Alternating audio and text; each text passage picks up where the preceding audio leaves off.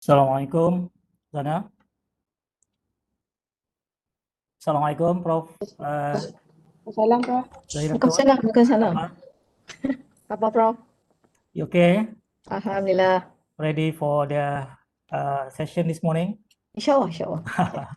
Thank you for accepting our invitation. Thank you also for inviting me. There's a session on apa ni? Organized by KPT as well this morning, and I think you know. Yes. On Yes. apa ni? Anugerah. On AN. On AN. Actually, I plan to have similar program by USM lah, tapi it seems that they have the same idea. Apalah, orang lain buat pun tak apa. No problem. Okay.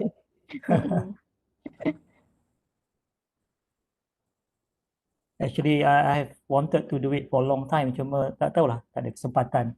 Tapi sekarang ni dengan online ni, actually we can do it very easily kan? Anytime, easy as long as you can mark your Google Calendar. Okay. Yeah. And we can actually cost saving also. We save a lot of cost. We just pay for Cost the and time for the speaker. Yeah. If you need to travel ni, takes time Yeah. jugalah. We just apa ni, pay for the honorarium. The cost is for the honorarium saja. Then save a lot on hotel, traveling, time. Yeah. Of course. And now we are able to share also. Yes. So sekarang ni basically our lecturers or educators have a lot of choice to choose from kan. Betul. Zana, do you have the poster? You apa ni, MOOC challenge? Okay.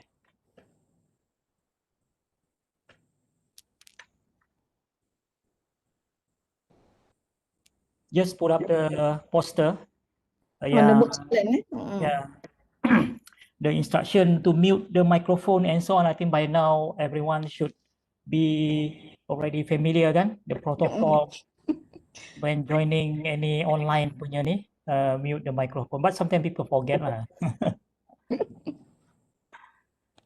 So for USM staff who are already here in the batch, I hope you all aware, this year kita ada menganjurkan sekali lagi MOOC Challenge 2021. Ini USM punya program ni, Prof. Okay. Last year kita ada buat sambutan, boleh dikatakan menggalakkan, and we get a number of new MOOCs.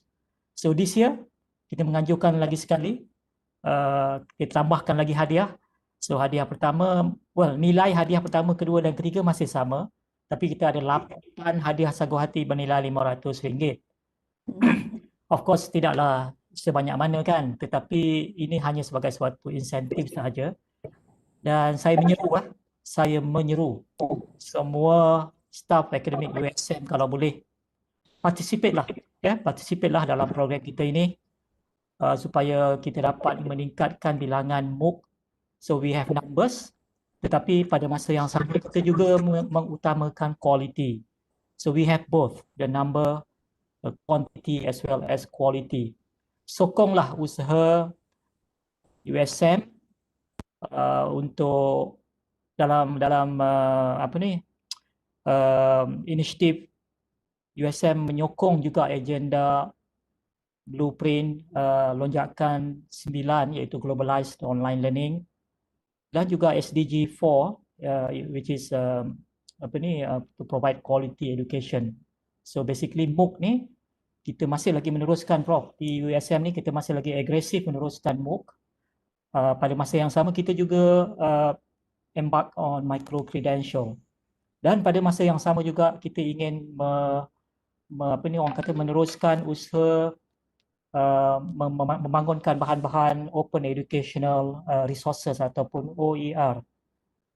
Jadi peranan CDE adalah untuk membantu staf USM lah untuk membangunkan MOOC, micro credential dan juga OER. Tetapi seperti kata-kata ataupun dalam bahasa Inggerisnya, you can bring the horse to the water, but we cannot force the horse to drink the water kan. Jadi we in CDE, we provide our role is to facilitate and to help as much as possible. So it's up to our people to take up the challenge. And I always believe that don't limit your challenge, but challenge your limit. I keep reiterating this point again and again, reminding myself as well lah, juga kepada rakan-rakan pensyarah yang lainnya. Alright, pukul 9, so saya rasa kita boleh mulakan ya Prof ya. Boleh, insyaAllah. Okay.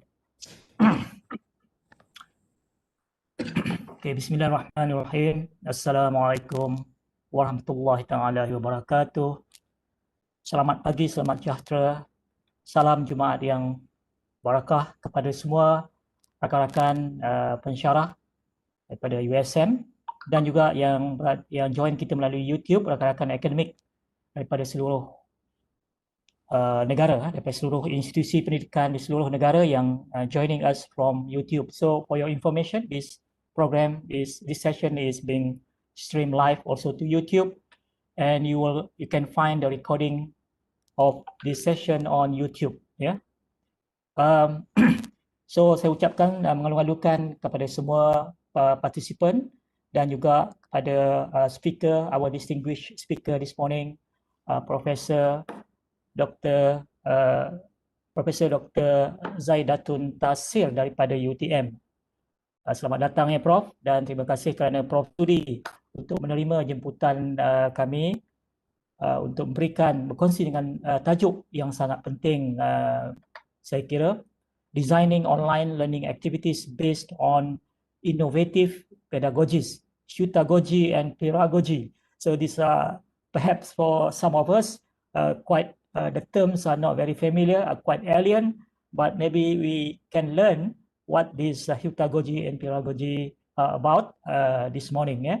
So my name is Abdul Karim Alias, the Director for Center for Development of Academic Excellence. So this webinar series brought to you by CDAE, mainly for our USM staff, but of course we are sharing this also with the public at large because it can benefit especially those educators, teachers, lecturers. We can we can learn new things. There's so much we need to learn in terms of enhancing our delivery, classroom-based delivery or face-to-face or online delivery. But today, our speaker, Prof Zaidatun, will be sharing with us on this aspect of designing online learning activities based on innovative pedagogies, Heutagogy and Peeragogy. Let me introduce first our distinguished speaker, Professor Dr. Zaidatun Tasir. She's from UTM, University Technology, Malaysia. Prof. Zaidatun is a professor of educational technology. So basically, she has the right qualification and expertise. She is with the Department of Educational Science, Math, and Creative Multimedia, School of Education, Faculty of Social Sciences and Humanities, University Technology Malaysia, UTM. She is also the Dean, and currently also the Dean, I guess, of Faculty of Social Sciences and Humanities. Currently, Prof, because here for until 2021. Okay, so thank you for making time to share with us, although you are very busy. Prof. Zai obtained her first degree, Bachelor of Science Computer with Education in Math from UTM 1995, and Master of Education in Educational Media Computers from Arizona State University, USA in 98, and PhD in Educational Technology from UTM in 2002. Her research interest and expertise include design and development of computer and web-based instructions, multiple intelligence through computer-based instruction, problem-based learning through technology, social networking tools in education, and online social learning model.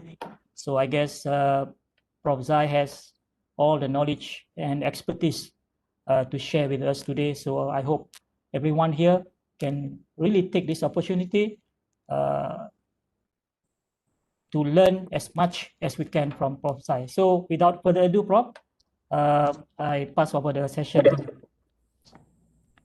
Okay. Terima kasih. Bismillahirrahmanirrahim. Assalamualaikum. Salam Jumaat to all of my friends from USM and also anyone who joined us through YouTube and Facebook. First of all, thank you, Prof. Karim, for the invitations by CE for me to share some parts of my practices in implementing innovative pedagogy specifically in online learning. So today is Friday. Friday is okay for me because Friday is a holiday for Johor Bahru, Johor. Okay, and that's the day that always when they invite me to give any sharing session or webinar, I prefer on Friday because Friday is actually a holiday for Johor, and I think I've been staying in Johor since 1995. Although I'm from Perak, but for those if I meet person outside Johor, usually I say I'm Johorian. Okay, so because I stay in Johor more than I'm staying in Perak. Okay, so in Johor Friday is a holiday, but of course we have our branch in KL, so that's why Friday is still a working day for us at UTM. Okay. Thank you all for your attentions, and of course, having a breakfast might be at homes. This is actually a sharing sessions more on my experience in implementing innovative pedagogy in my own teaching, and also I will share also some part of practices by my colleagues on Hetagogies and Pedagogy when I give these webinar sessions and short courses in 3 years ago under our Center of Teaching and Learning, our UTM lead. That is the same like CDAE, but we are actually under a unit that we call it UTM lead. Okay, let me share my slide. All of the materials that I will share for today has been uploaded in Google Drive. So I will give the link. Let me copy first the link in the chat so that everybody can actually during my sharing session you can actually browse into it. Okay, and let me share my slide. And let us make this session as two-way session. You can stop me anytime for those from WebEx, not from YouTube and Facebook, but you can stop me anytime. If you have questions, if you have something that you would like to ask me, then you just can just put in a chat, or you just can actually unmute it yourself and then you can say it. Okay, I believe you can see my slide. Prof. Zai, we will copy any question on YouTube here in the chat box. Yeah. So you can see my slide, the slideshow, because I'm having two screen here. I think Yeah, we can see the slides. I share the correct screen that I already show the slide. So I give the link of the Google Drive in the chat, and also you can scan the QR code later on, because in the Google Drive I prepare all the slide and also the template in designing Hetagogy and Pedagogy that have been used quite sometimes in my own class. Okay. So it has been introduced by Prof. Karim. I'm actually one of the educational technologies, and as an educational technologies, the important things that you need to try first, any innovative pedagogies out there, and using the technological tools that we have nowadays. There are so many technological tools there, and sometimes I also cannot catch up some of it because the technological tools along the ways has been developed very well, and some might be you're familiar enough, but some might be you're not familiar enough. Anyway, as long as you have your own familiar technological tools that you want, then go for it. Okay, the topic here is about Hetagogy and Pedagogy. Actually, when we talk about the 21st century teaching and learning, there are three pedagogies that represent the 21st century teaching and learning.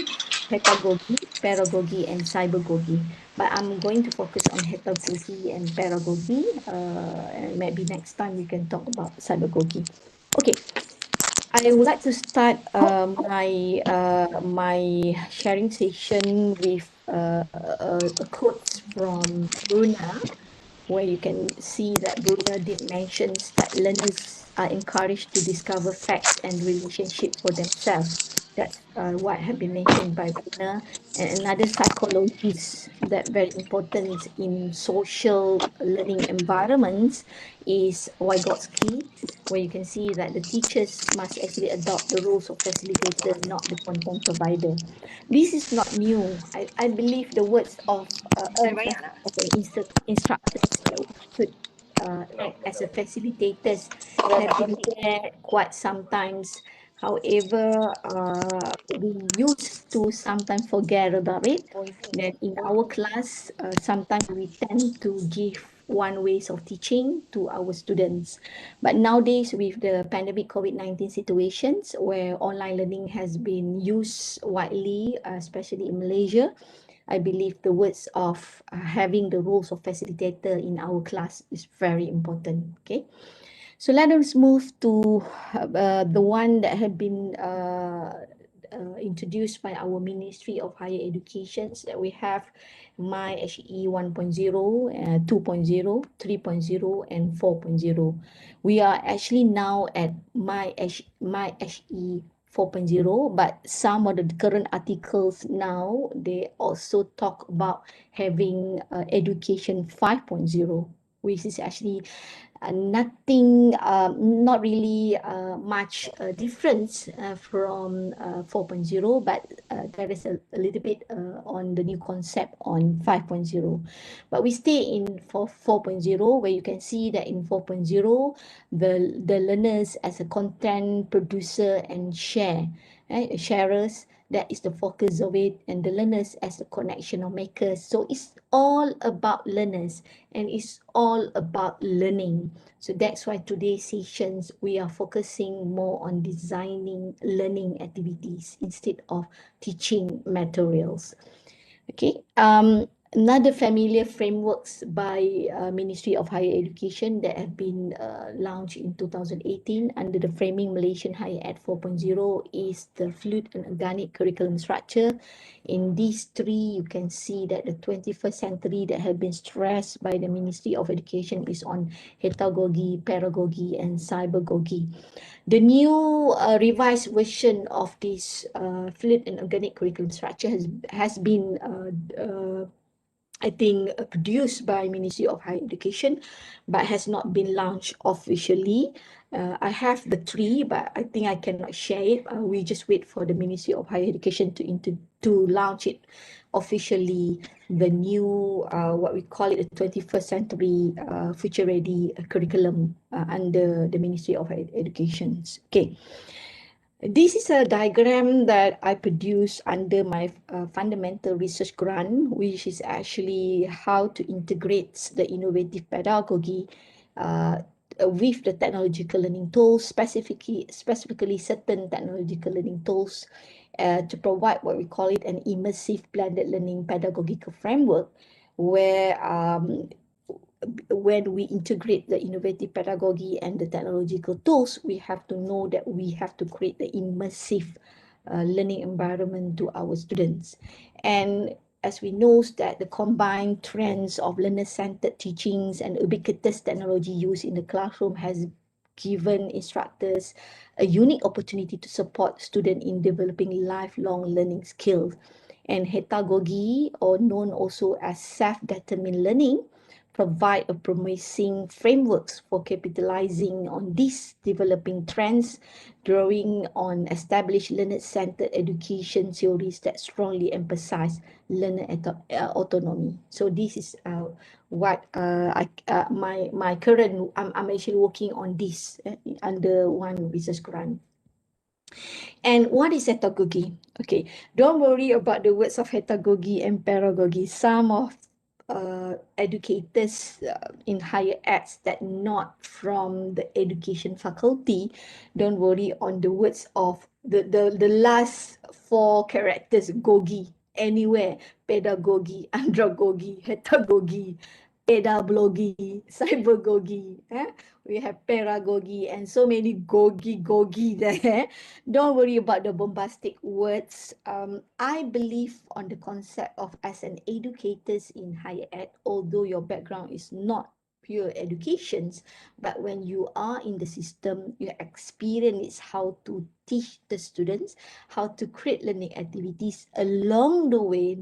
You never realize it. Sometimes you are developing your own, so what we call it the gogi that might be not being categorized by educationists into a specific learning theories or in a specific terms of related to innovative or might be teaching and learning methods. So what is hetagogy? Okay, hetagogy is actually an holistic approach. When we call it holistic, we'll cover everything, not only on the domains of cognitive, but it will cover the three domains of knowledge, which actually we are quite familiar with, cognitive, affective, and psychomotor, to develop what we call it the learner's capability, with a learning as a proactive process where learners serve purpose of the agent in their own learning, which occurred as a result of personal experience. The words that I highlighted in red is very important to explain on what is hetagogy. The simple words that we can catch from the definition of hetagogy is that it's a self-determined learning that the learners going to decide on their own learning.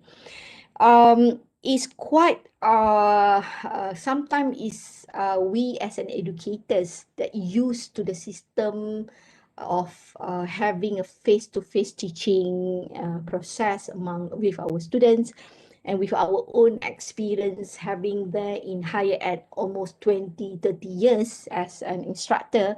Sometimes it's quite possible for us to believe that we can actually give the roles of learning, or we can give the responsibility of learning to the student, because we thought that we are the content expert and the learners is the one who receive what we're going to deliver in our class or in our online learning session. But believe me or not, nowadays with the environments where you can access information at anywhere, anytime, we need to give the responsibility of learning to the students. Okay, try to open it a little bit and try to just give the student in the situations where they actually face conflict in learning, because through that experience, learning will be more meaningful. And the key principle of pedagogies are learners' agency, self-efficacy and capability, reflections and meta-connections, and the non-linear learning. This will provide a foundation for designing and developing learning ecologies, the potentials of which can be further maximized through the use of digital media. Okay, let us move to hetagogy first. What is hetagogy? And I'll share some of the techniques and how to make it in practice, how to implement it in our class, the concept of hetagogy. Hetagogy, as I did mention, is a strategy where the instructor will facilitate. We are not going to teach the student, but we're going to facilitate the learning process by providing guidance and resources, but fully relinquish ownerships of the learning path and process to the learners. And the concept has been introduced by the Hayes and Kenyon. Heutagogy and Peeragogy is influenced by humanistic educational approach. Some of you might be thinking that can we give the roles or the responsibility of learning to the student? Try it first. I still remember a remarks by Professor Felder. Felder did mention, I attend his session in 2002 when he came to UTM. He always mentions that any new learning and teaching methods that you learn, try it at least 3 times before you say to yourself that this method might be not appropriate for my class. Try it at least 3 times, then you know whether you can use the methods or not in your class. Or might be you are not really like the methods. That's okay, because in the real world nowadays, it's up to us to design the learning environments for our students in our class. And the learners are going to negotiate the learning. There will be a negotiation between the instructors and the learners on how their learnings looks like. Not totally decided by us. Okay, and they will determine what will be learned and how it will be learned. Sometimes we think that this is impossible to do it, because we know that especially our undergraduate students, the first year students, they just enter our university after they pass their at the matriculation college. Sometimes we think that they have not actually matured enough to think about their learning. But believe me or not, when we need to start somehow. We need to start somehow to create independent learners among Malaysian youth. We need to start somehow. If we still keep feeding them with informations, what happened when they pursue the study at masters and PhD, we're going to have having a challenge that to guide them to be a self-independent learners. So we need to start somehow. Okay, and Hetagogy is also called as self-determined learning. So remember, the word is self-determined learning. The learner is going to decide on their own learning. And it's rooted based on andragogy, actually. Andragogy is about adult learning theory by Knowles. Okay. And the learners is highly autonomous and self-determined. And Heutagogy will mix an extensive use of Web 2.0 technologies and above, and is getting popularity due to the affordance of time resources provided by the technology. So nowadays, if you claim that you implement Hetagogy, it must be not only giving the responsibility of learning to the learners, but it must involve the technologies, because technology helps us a lot in teaching and learning nowadays. This is actually a comparison among pedagogy, andragogy, and hetagogy in terms of the learner's maturity and also instructor control and course structuring. This is where we can see that when you focus on pedagogy, so the learner's maturity and autonomy required is not really high. But when we move to hetagogy, we actually need a higher learner's maturity and autonomy. High autonomies are required, and the instructor control has been decreased, and your learning environments and structures has been focusing more on the informal learning process instead of formal learning process. And as been mentioned, Hetagogy was developed as an extension to andragogy and builds on theories such as constructivism, humanism, capability, connectivism, system thinking, complexity, and the neuroscience of learning. And central to this theory is the learner agency and the ability of the learners to choose his or her pathway to learning. So these, when I actually first been introduced by Hetagogy, when I read the definition, I say, wow, it's very I think carry meaningful definition of Hetagogy and how to implement it in our class. So this is where I will share some of my experience in implementing this activity, and it helped me a lot. Because as been mentioned by Prof. Karim, I'm actually holding a dean post right now at the faculty, and I have time, but I have to find proper time for me to allocate to for me to prepare the teaching and learning materials. And Hetagogy it really helped me with my busy schedule as a dean. I still able to enjoy teaching. I believe some of my friends from USM, you have been appointed as an academic administrators.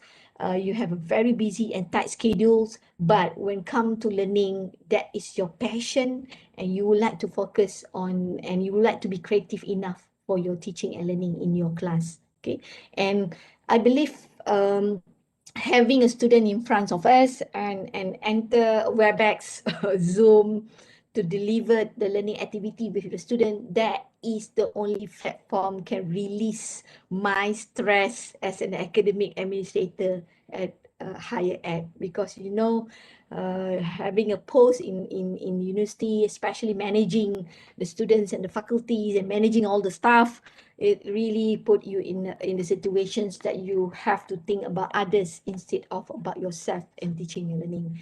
And when you enter your class, that's the feelings of you will release, and you forget everything that you are the dean and you are but when you enter your class, you know that you are the colleague, and you are a colleague to your students, and you would like to share your knowledge with your students. Okay, and this is another diagram to shows on the difference between pedagogy, where it focusing on what you call it level 1, the engagement. So meaning that if we implement pedagogy in our teaching and learning, we are up to the level of engagement. But when we move to andragogy, we move it the level that we call it cultivations. And when we move it to the hetagogy, we actually implement what we call it realizations in our teaching process.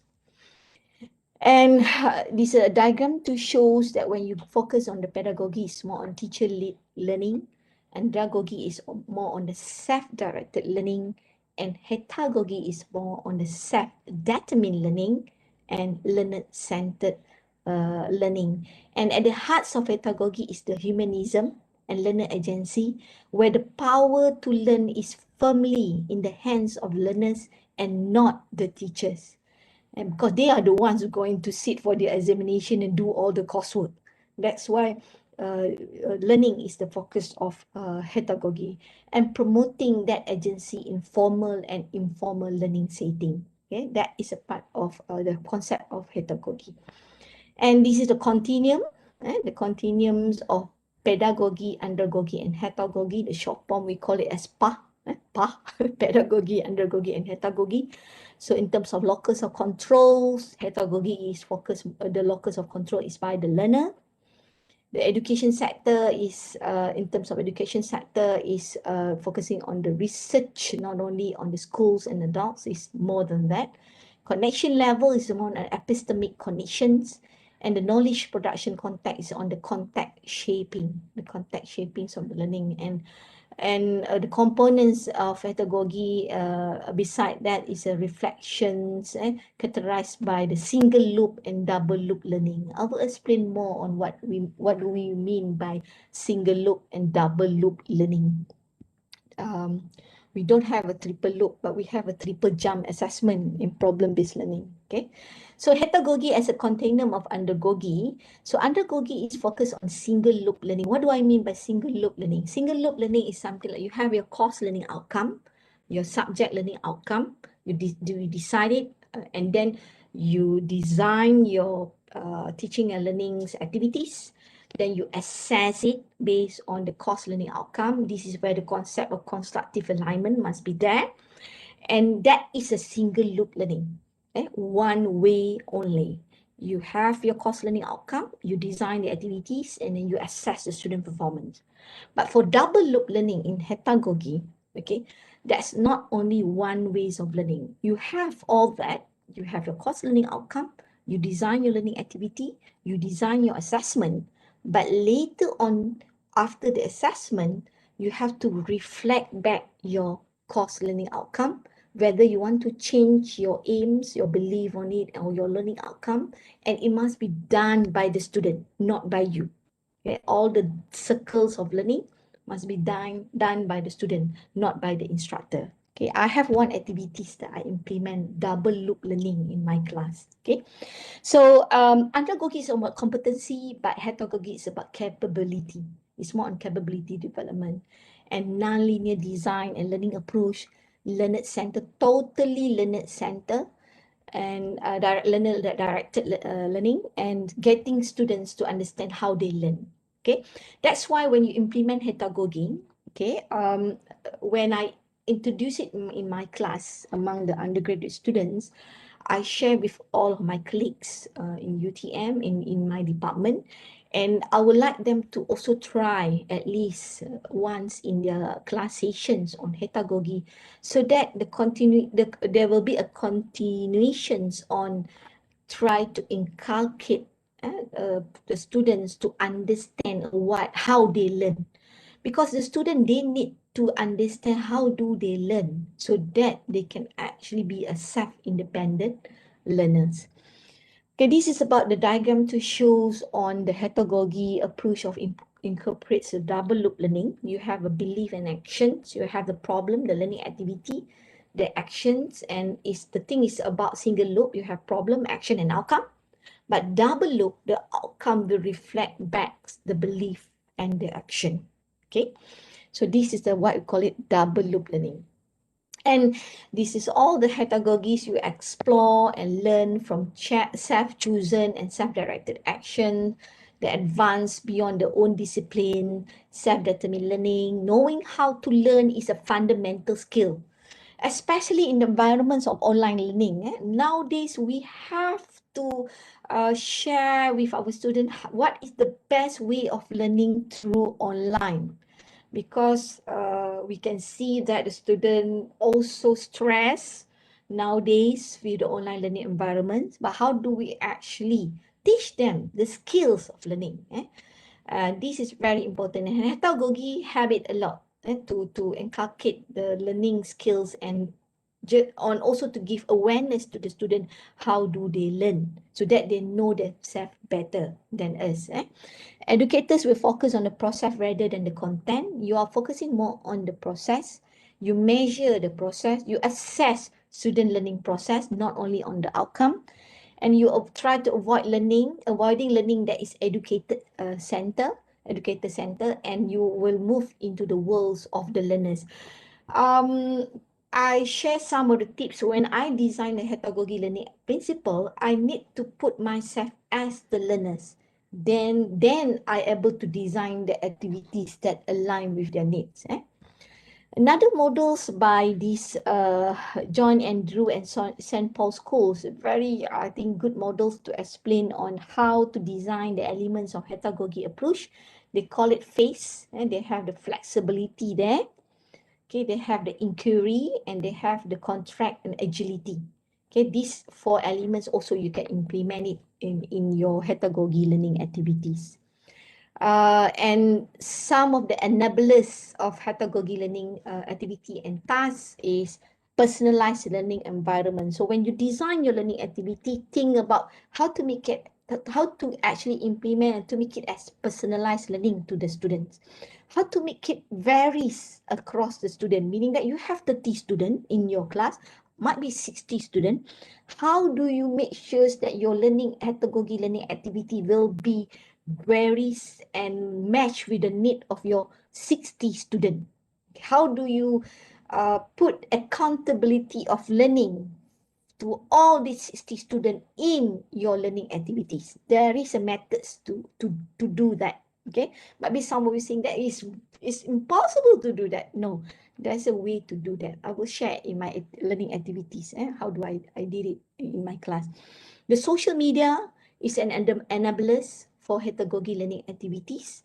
There are so many tools under the social media, such Twitters, everything.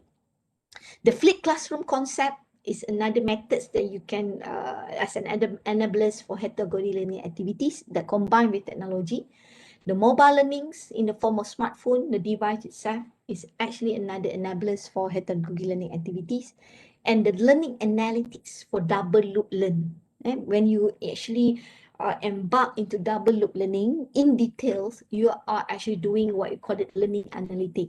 I've been embarked in learning analytic research quite some time since 2004, when I actually want to know on the process of learning of my own students. So I did some of the learning analytics, try to produce a shortcut in learning. A shortcut in learning. Some of the frameworks that have been produced by my research is on how to provide a learning framework, a shortcut for the students to get A in my class. And I provide the learning frameworks through the online learning environments, and I give it to the student. I say that if you want to get A in my class, this is the learning path that you need to go through in our e-learning system, Facebook, and some of the tools that I use, so that you will get A. And it has been proved that those students who follow 70 or 80% of the learning framework that I formulated from my research, they actually end up at least A minus. And it made me happy a lot. And this is where the learning analytics is all about. And it contributes a lot to the double loop learning. Okay. And the elements of when you design in Hetagogy activities, this is an element, exploration. You need to create activities that allow the student to explore on something, not telling the student, you need to do this, and so on. You ask them to explore. The second one is the creativity. Okay, you create the creative, you put your creativity in designing the learning activities. Collaboration, you must put them in the situation they will collaborate with their colleagues, whether through the online learning environments or to face-to-face. Must have a component, what I call it, reflection. They need to reflect back their own learning. Connection with the community. Sometimes they have to do a field work in your Hetagogy learning activities. You need to connect them with the communities. And now this is very easy to connect them with the online community. Okay. Openness is more on sharing. In the activities allow them to share their own opinion and allow them to make mistakes. In learning, especially in higher ed, we need to welcome. It's not need, we must welcome students to make mistakes in their own learning in our class, because having a mistake is the best methods of learning, where they're not going to do that again. They will actually change their schemata in their brains about their concept on understanding on certain thing. And so that's why you need to put that in chaos, so that they will face conflicts and learning will be more meaningful. And assessment is very important in Hetagogy learning activities. Okay, let us move. We already I've been explained about this Hetagogy concept almost about, I think, 25 minutes. Let us move to the real how to design it. Okay, in my class, I self-determines, I use these 5 factors of self-determines variables that allowed me to design the Hetagogy learning activity. First of all, is that I allow the students to self-determine on their own learning tasks. Everybody knows that we have 14 weeks of lecture, and might be represent some of our course, might be we have 14 weeks of 14 topics. But in my class, usually I have 10 topics that I will deliver in 14 weeks. So they can decide on the learning task that they will like to do in their class. And this is where you're focusing on what we call it self-determines on the learning task. Time durations for them to do the activities also. If you give flexibility on this, they can decide it. They would like to do it in 1 week. They would like to do it in 2 weeks. They would like to do it in 2 days. Up to them. And this is where the flexibility will be integrated in your learning activity. Self-determined on terms of time duration. Self-determined on assessment method. Okay. When I first share about Hetagogy learning activities that I implement in my class, that I allow the student to select their own assessment method, but not totally 100%. They can select any method. I give options. Usually I give, it might be 2 or 3 options. They can decide which assessment method that they want me to use to assess their performance. I allow it in my class. Okay, might be some of us think that how can we do that? How can we give freedom to the students on the assessment methods that they want? Because we are under the umbrella of outcome-based education. And I believe that in all university, we are measured on the outcome of the performance and the course learning outcome of our class. How can we give different assessment methods to our student? Okay, remember the things that we would like to assess is on the learning outcome. Whether you are using any methods, not going to affect on measuring the learning outcome. And remember one things that that you need to know, that you can ask yourself, because we are also learners. One thing that you have to know, that some students, they are good in paper-based examination. Some students, they are not actually good in that. They're good in terms of doing assignment. Some students, they are good in doing reflection. Some students, they are good in presenting something. Some students good in terms of doing a project for the assessment part, but not something like they have to put to write an essay to answer the essay question or what. So this is why we have to give freedom a little bit on the assessment methods, and I give freedom to my students on the assessment method, and I put it in my course learning outcome, and I've been approved by the academic committees at the faculty levels. Self-determined by the topics. Beside the learning task, you can give it self-determined by the topic, and self-determined by the team members also. Okay, this is the 5 elements of self-determined that are allowed in my class and in my learning activities. Let us go one by one, and with examples that I did in my class. When I give when the student have allowed to self-determine on the learning task, usually I'll allow them, the learning task can be in the form of resources. They can select any articles that they would like to read in my critical analysis assignment or critical analysis learning activity in my class. They can actually choose case study. Usually I will develop 3 case study for one class session. They can select which case study that they want, and all these case study referring to the same learning outcome, okay, with a different context. So some of you might think that it will create more workload to the lecturers. Yeah, frankly speaking, it created a little bit of workload to me when I implement Hetagogy at the first time when I design it. But when you have several activities along the way, then it will actually help you a lot in your teaching and learning process. The roles in the group work, the roles, the learning tasks, what are the tasks in your learning activities, the dynamic variables in mathematics and engineering problems. So if your engineering professors or maths professors, when you give a problem to the student, so you ask the student to decide on the variables, the exact values for the variables in the problem that you give it to students. So by self-determining on these values, it also will avoid plagiarism, where they will actually copy paste it from their friends, because every student has to produce a unique answer based on the values that they select and based on the context that they select in the activities. Okay, so this is some of examples. This is by my colleagues at UTM when I did a workshop on this Heutagogy and Peeragogy. This is from civil engineering or built environments faculty. They design the activities under the course name of project management, on where you can see that the self-determines of group members, self-determine on the learning resources that they will review, will be given to the students. This is one of the example. I give this template to all of my friends to USM, and we will go through, if you have time, we go through the process of doing these templates. For those in WebEx for those in Facebook and YouTube, you have to do it by yourself at home. But in WebEx, we're going to pause a little bit for these activities. You can try it. Although we are actually pushing at the end of the semester, but our March semester is coming. You can design one activities and try it next month when the new semester will be open soon.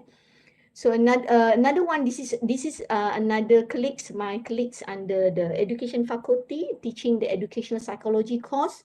So in the workshop that I delivered at UTM, so she actually developed one activities on self-determined on learning tasks, where in her class, the student has to review top 21st challenges according to the teachers, and discuss the challenges in their friends, and they have to self-determine also on the learning resources that they have to select. And to guide this, you have to check whether the learning resources that they find it from the internet is related to your learning activities. Another example, this is in my class. I'm teaching the Educational Technology Foundation and Research. I also have examples that I implement Hetagogy in computer programming course, because I used to teach computer programming among students. So this is where you can see that self-determines on group members, self-determines on article to be reviewed.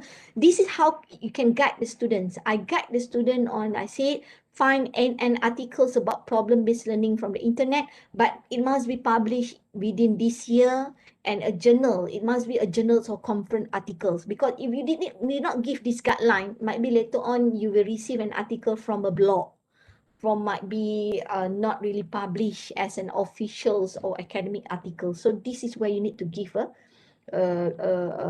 guideline to the students.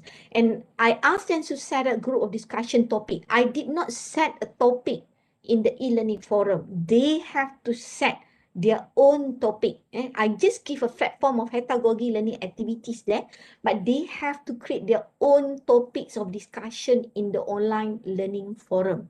So I give the power or the autonomies of learning to the student. Okay, some of you might be think that the student able to do that? Do they able to create the topics in the online forum? Yes, they can create it. Although at first they create not really so meaningful topics to be discussed in the online forum, but later on with your guidance, they're able to know what kind of topic that they should put in the online forum discussion. So this is a part of another examples. Okay. Then self-determined system of topic. Give options on the topic. For example, in my class, at the first day of the class, I asked them to select which topic that you want to learn first. But of course, I'm not going to give 100% freedom to them. I give a package. I say, package number 1, you will learn this first. Package number 2, you will learn this and next to this topic and next to another topic. Package number 3, I give it 3 package. They have to select which flow of learning that they want. So this is what I did in my class. So the way the topic will be learned, and also the way of topic to be learned. So whether they want to learn it through peer learning, whether they want to learn it through discussion, whether they want to learn it by themselves, I allowed them in my class. Okay, and I guided them through our e-learning system. Okay, and this is one of the topic, one of the examples I use it in my class. So I say, suggest to me on what are the topics or point that your group want to learn to resolve the frustration in designing and developing learning and teaching aids that did not assist student learning. So I give them a problem that I put them in a frustration mode, so that they will need to know what are the things that they need to learn when designing and learning materials, and determine how your group would like to learn the suggested topic. They will decide on the learning method, not me. But usually I give 3 options. I also not capable to give them so many options. I give it 3 options: group discussion, reading articles, or self-learning. Okay, so I give them freedom in terms of learning method. So this is how you can put it in your learning activities. Assessment method. This is actually have been challenged by my colleagues also at UTM. They say, how come you allow them to select assessment methods that they want? I allow it in my class, but usually I will allocate about 10%. This current semester, I allocate 30%. That 30% they can decide. They want me to assess their performance based on which method and which format. So you have a flexible formats for the group or individual report. For example, here, I put it here.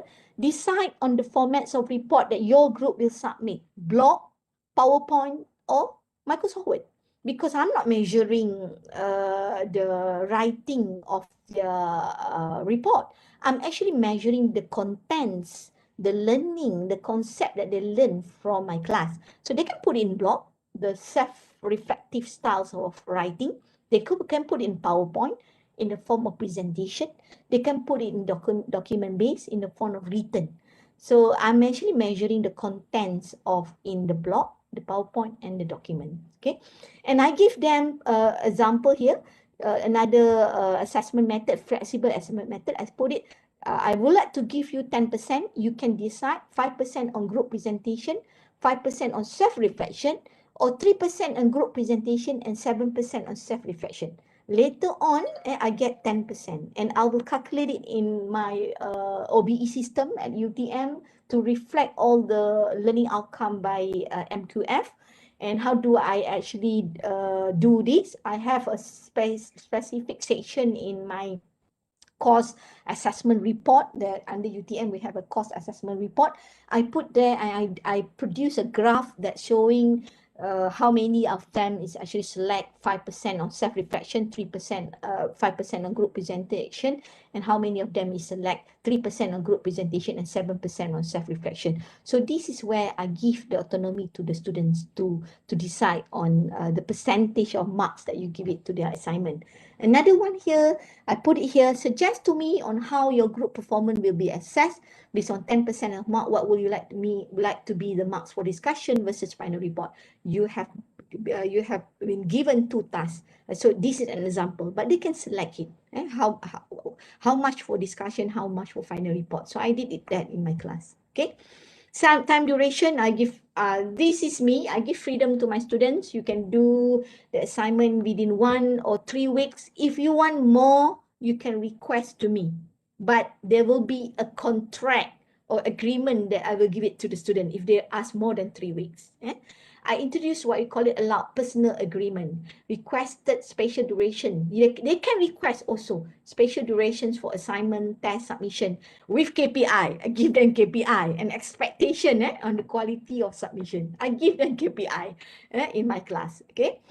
And team members, they can select any team members that they want. Okay. Sometimes when I actually when I decide on allow the students to decide on their own learning, this is not totally because this is not totally for the student benefit. Actually, it's part of it is for me also. I did not know my colleagues from USM, but have been in the academia almost 26 years since 1995. Sometimes teaching with the same method will make me bored, easily bored on my own teaching. I would like to enjoy my teaching in the class. If I have 1 hour, 2 hour session or 3 hour session with my student, I would like to enjoy it. I don't want to waste my time 2 or 3 hours with a student. I would like to enjoy the session with the students. As I did mention, that's the platform for me to release the stress as an academic administrator. So designing this kind of activity is actually for myself also, not for student only. So this is why the reason why I embark into this teaching and learning methods. And this is the component, and when you design it, okay, you will have to set the learning outcome first. You have to set the pedagogic learning activities, focus more on learning the integration of student-centered technological tools. Learners are designers of their own learning. You have to decide on the assessment, and you have to decide on the platform. The platform is the tools that you will deliver your activities. And this is one of the examples. The real example, I have the objective here, and this is under my computer programming course. This is actually, I put it here, the activities and the template. And number 3, this is how the assessment, I have what I call it proof of learning. Proof of learning is very important to avoid plagiarism, to avoid copy paste.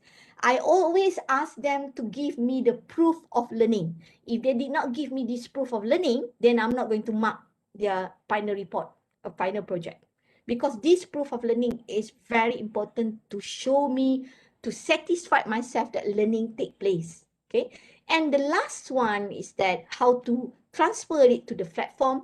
This is where I transfer it to our e-learning system. We are using Moodle at UTM. So I transfer these activities, these previous activities into this platform, And I have this activity is about the student have to develop online poll using Dreamweaver, using the scripting in Dreamweaver. So I have expert here that I call it my former students to join me in the class. The student graduated with Masters of Education EduTech, but this class is for undergrad.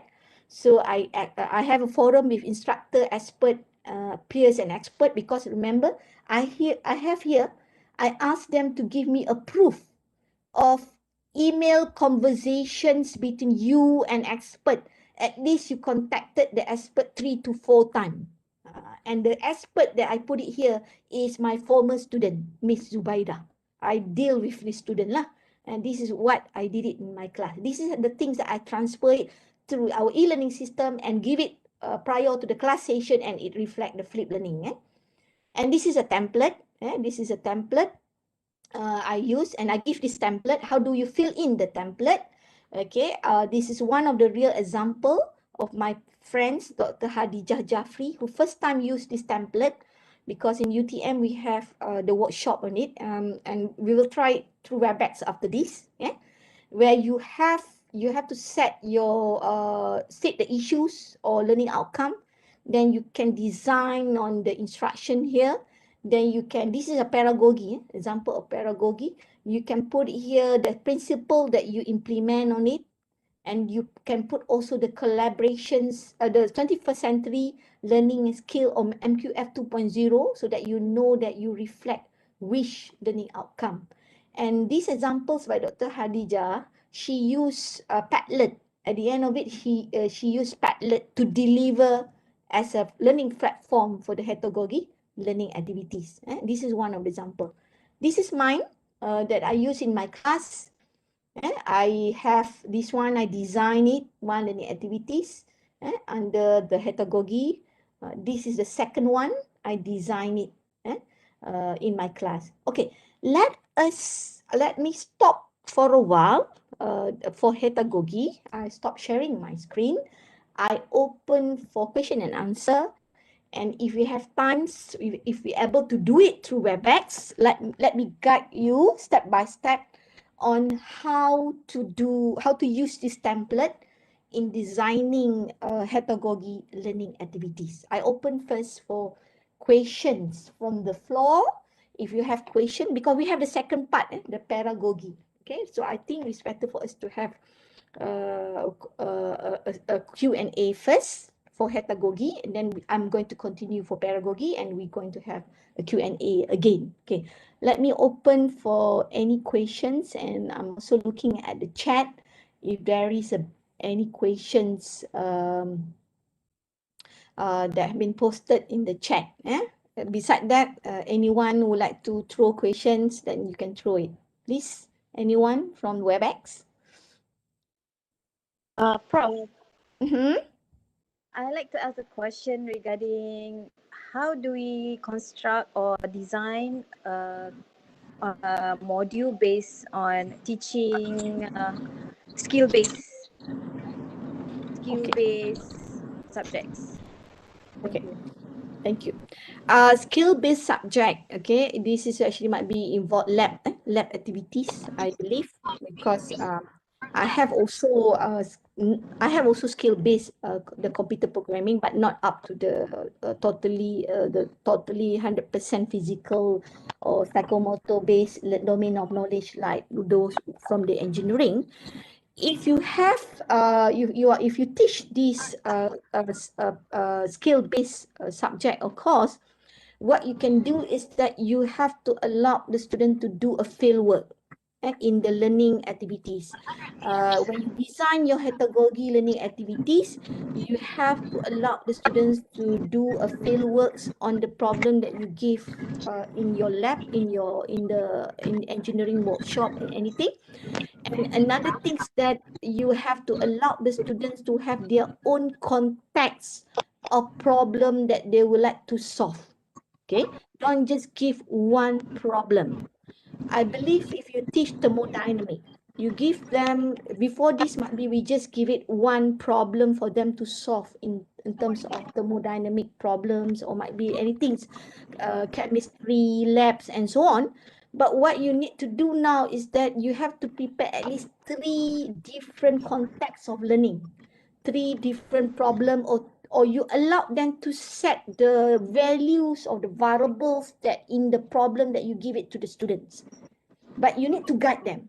Frankly speaking, you need to guide them properly, because some students, they're not up to the level where they can actually think on the context of different contexts for their problem, engineering problem or what. One example that I can share that my friends from engineering, what they have been done by them is that they give 3 companies, they have contacted these 3 companies prior to the class session. So they give 3 companies in Senai. Senai is an area that near to UTM. We have so many company industry there, Flextronics and so on. So they give these 3 company PIC, person in charge at that company. The briefing has been given to these 3 PIC from the company or industry on the involvement of them in their teaching learning process, and they also have been invited in the e-learning forum to guide the student later on to solve the problem. And the core, behind the problem is the same learning outcome, but the context of problem is different based on Flextronic, based on this company C. This is how you give an autonomy for the student to go to see the PIC in industry to get the problem. Actually, the problem has been designed with the problem has been designed by you and the PIC in the company, but you just give a situation that the student, it looks like the student will get the real problem from the company, something like that. So one of my friend at an engineering, she did that in her class. So when she tried to implement what we call it giving learning autonomy to the students, that's one example that I can share. Okay. Anyone from WebEx? While I'm actually reading also the questions that have been putting in the chat. Okay. Anyone? One question here saying that how to make Hetagogy interested to ensure students engage with our sense of learning. You have to know that behind your learning activity is the contents of learning. Behind the learning activity is the contents of learning. Usually in the conventional methods, we deliver the content only. When we deliver the content, of course, if you are one of the learners, this is totally the new things that they need to learn. And if the thing is involved bombastic algorithms, formula, and so on, of course, it's quite challenge for them to put their interest on it. So this is where you need to look at the core concept, the content of learning, put it in the context of interesting learning activities. If I'm not mistaken, I did actually share. Can you see it?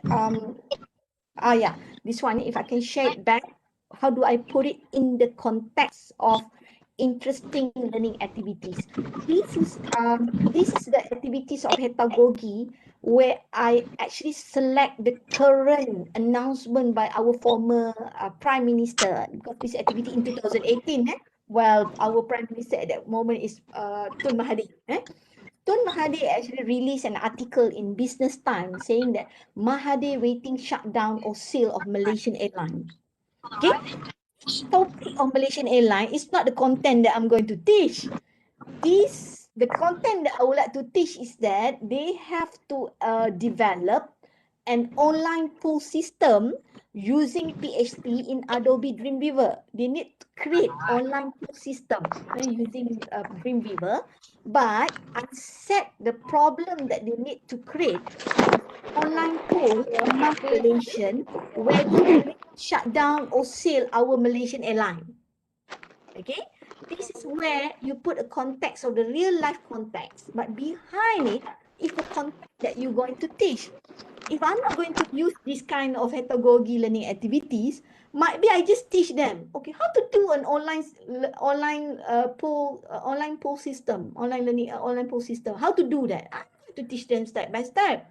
But at the end of it, you know what happens, that I will be frustrated because not all students able to do it, and might be the process is not actually encoded into their long-term memory, but it actually just reach up to the short-term memory. At the end, when I ask them to do an assignment, they can't do that. They can't do a project related to how to do a online learning system or anything using Dreamweaver. But I put the context of here. That one happened in 2018 when the news has been released in 2 days.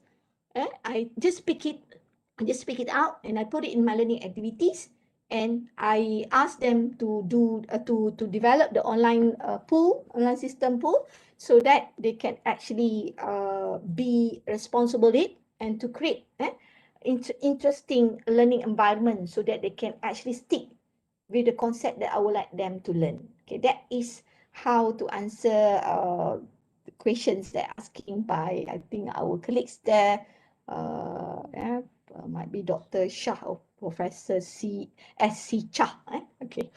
Okay, next is that some of you say that CGPA comes first and followed by other elements, extracurriculum activities. Okay, don't limit yourself because of CGPA. CGPA come from objective assessment. Okay. Okay, and then how do you convert? How do you get the CGPA? You get it from the total marks in your class. And how do you get it? From the learning activities that you give it to the students. It's not totally based on exam. I can't imagine, I'm really sorry. I can't imagine if you teach one subject, you have your assessment, test 1, test 2, and final exam. And that course is for higher ed. I can't imagine it. You have test 1, test 2, and final exam, meaning that you are test oriented. I'm so sorry. You are test oriented. Okay. How about giving a project for them to do it for the formative assessment? Of course, the final exam, I believe some of the accreditation bodies, they still need the exam. No doubt. No doubt. I believe on that. But then on the formative assessment, why not to give flexibility to the students to focus more on the project, on the self-reflection, more on the self-assessment, peer assessment, and you convert it to CGPA. CGPA is the end of the, I think, result of it. But where did it come from? It's from your learning activities. Okay, Allahu Alam. That's my stand on it. Okay, let us look at how to plan so that when group studies are set up among students by their own choice. Okay, each group are well established in the sense of their self-ability and self-motivation. Okay, when I give a freedom for them to select their group members, okay, usually I design it the whole in one semester. In one semester, usually I have might be up to 3 to 4 Hetagogy learning activities. For the first activity, I give them totally freedom. They can select any members that they want for the first activity. But for the second activity, okay, I cluster them. I say this is cluster A, cluster B, cluster C, and cluster D. So you need to select your team members, one from each cluster. That is what I did it. And the cluster, I divided according to their, what we call it, their prior knowledge, their capability, their performance, their skills, their personality. I decided into 4 clusters. So they have to select which one they want to be the team members from group 1, cluster 1, cluster 2, 3, and 4. They want it, what we call it, guided choosing team members. I'm not going, the second activity I will do that. So that they will actually have opportunities to work with others, not only with the friends that they love to work with. Okay, because in reality, you know that in the real world, they have to work with anyone they were going to meet in the workplace later on. So you have to expose them to that kind of environments. Okay. What else that been put in chat? Okay, they put it here. Okay. Okay, I answer some of it. Okay. Prof, can you explain briefly the idea of constructivism in relation to Hetagogy? Okay, Prof. Mazlan is asking that. Okay, constructivism is the bigger umbrella. We have to know that there are 4 common school of thoughts of learning theories in teaching and learning. The first one, of course, the school of thoughts and learning theories, what we call it behaviorism. The second one is looking at the cognitive, what happened in your mind, not what happened in your brain, what happened in your mind. The third one is about constructivism. That is the 4 bigger school of thoughts or umbrella on learning theory. The fourth one is about the neuroscience, psychologies, and neuroscience is focusing on the belief of how learning take place. These four types of what we call it learning, okay, school of thought and learning theory is actually define learning from different perspective. Okay, they actually define learning. How do people learn from different perspective? Behaviorists explain how learning take place from different view, cognitive also from different view, constructivism from view. Constructivism says that learning take place where the learner is going to construct their own knowledge. It's so simple to understand it. Constructivism, learners construct their own knowledge. But when come to Hetagogy, okay, Hetagogy reflect some part of the constructivism principle, which is actually learners construct their own knowledge. But Hetagogy did not end totally based on totally 100% based on constructivism. Hetagogy also looking at the humanistic approach, on humanistic educational approach, that looking at human and learners are the context or the importance of components in learning. So humanistic, when you talk about humanistic, when you talk about learning, and it comes other learning theories like social constructivism theory. And when you deliver it through technological tools, and Hetagogy involved and then another parts of school of thought that we call it connectivism.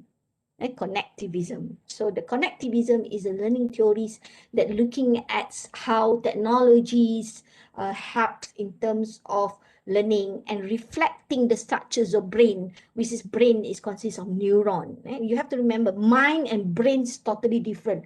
Mind is actually looking at the sensory memory, short-term memory, and long-term memory. When you talk about brain, you are actually analyzing the brain structure, the brain part from the perspective of science. This is where the connectivism is reflecting a lot on the brain structure, and Hetagogy actually reflecting not only constructivism, reflecting constructivism in terms of student construct their own knowledge, but reflecting the humanistic learning theory also, because learners is the center of the learning, and reflecting also connectivism because you involve technology and anything that you learn will be encoded in the brain. So I hope that I explain it very well to the one who asked it. Okay, what else? How to evaluate psychomotor domains on students who need to test it for their skill on certain procedure. Okay, this is quite challenging question to me. Okay, let me try to digest it. How to evaluate psychomotor domain on students who need to test it for their skill on certain procedure. Okay, on certain procedure, okay, remember some parts of psychomotor domains and learning process, yeah, they have a systematics that what we call it in education, the need to know information, the nice to know information. The need to know is a must information. They have to cover this skill. They have to follow this procedure. This is a standard operating procedure in handling this machine. So I believe maybe that is the question by S.C. Cha, Professor S.C. Cha, looking at how to test it, for a certain skill on certain procedure. Okay, no doubt you have to test it based on as a procedure that has been mentioned by the SOP on certain thing. But what you can do is that don't tell them the procedure yet. Okay, this is quite challenge to do it. Don't tell them to do this, you have to do A, B, C, D, and E. Don't tell them this is a SOP, this is a procedure. Allow them to experience mistake. Allow them to experience mistake and allow them and don't assess, don't give marks for the mistake. But what you need to know is that for the first mistake or that they did in the first process, how do they improve for the second process, and how they improve till the end of the process. Okay, so you allow them to explore first. Don't just give it first. Of course, and sometimes I also did not feel patient. Sometimes in my class also, I give them the flexibility and freedom to set it first before I explain the concept.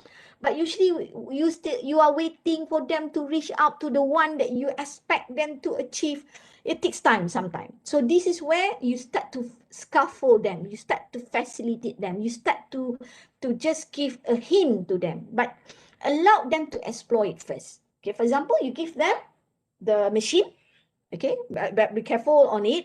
Some machine is not really safe for them to conduct also. But then allow them to explore. What are the things the first that they need? And then I argue on the step that they produce, the procedure. Let's say they produce their own procedure, and allow them to actually find the procedure for outside the class, where might be they already able to reach the documentations that can explain the right procedure for the skills that they need to cover in their class.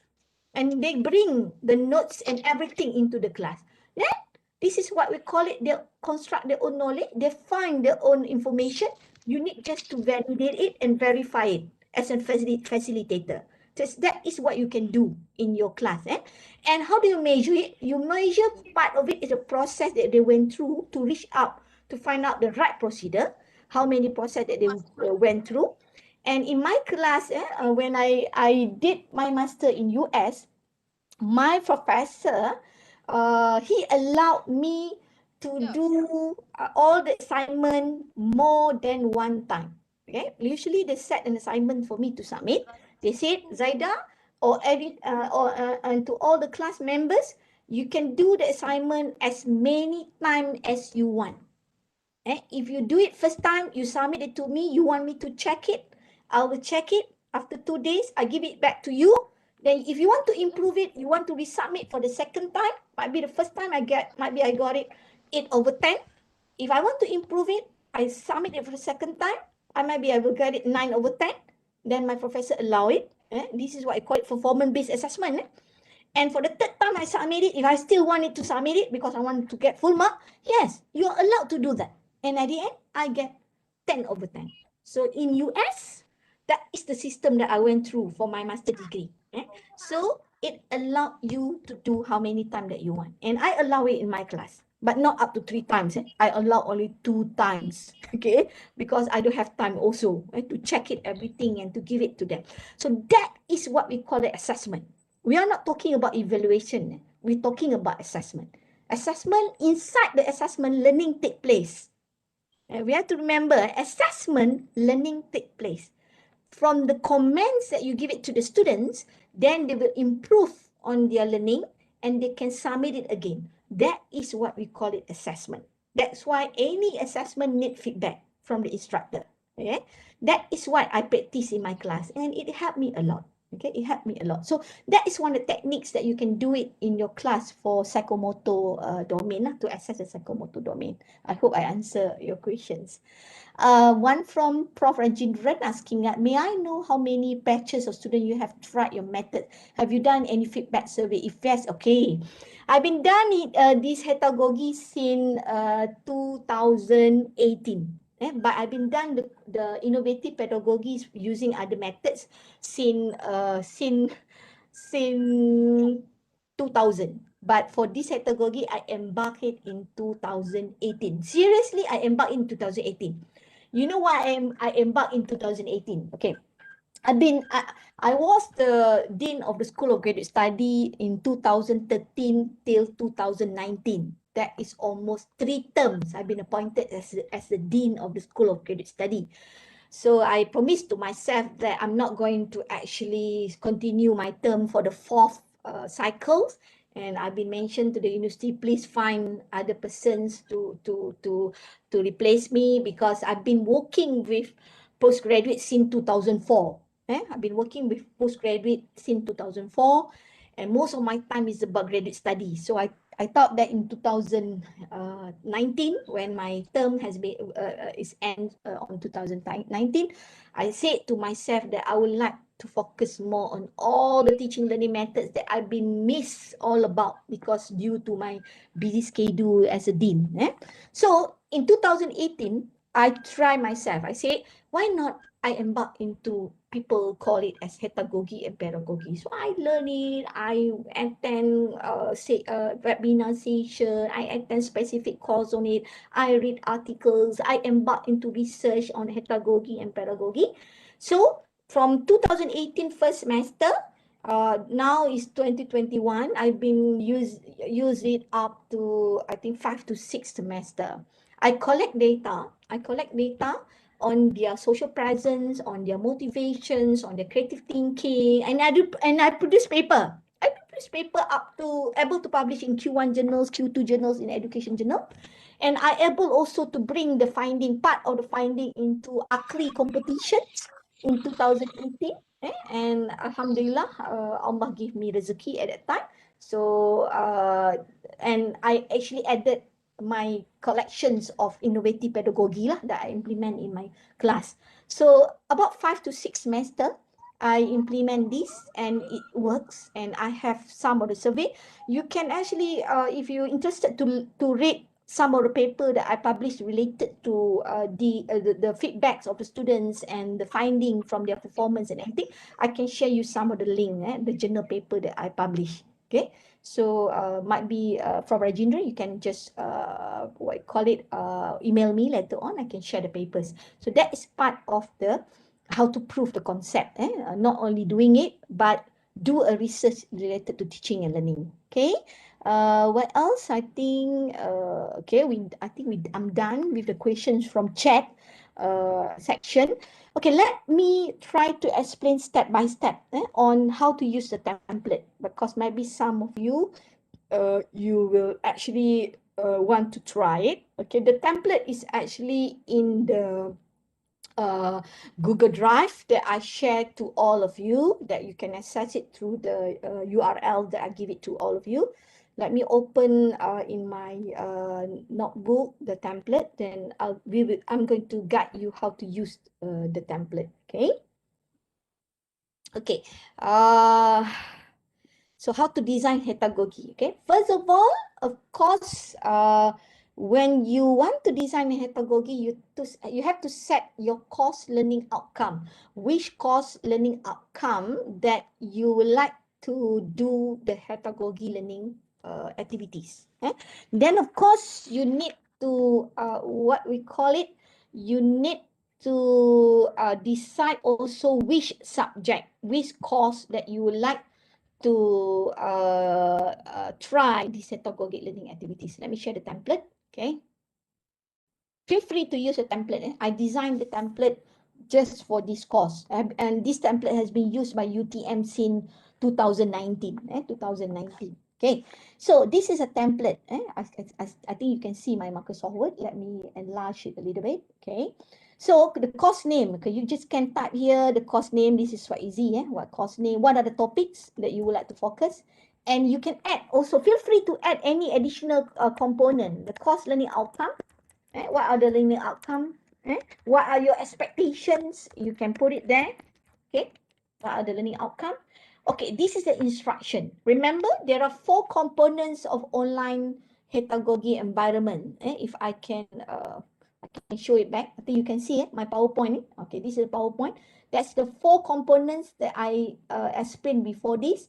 The learning outcome, the Hetagogic learning activities. Okay, now you are moving towards Hetagogic learning activities environment. Okay, this is what you need to do.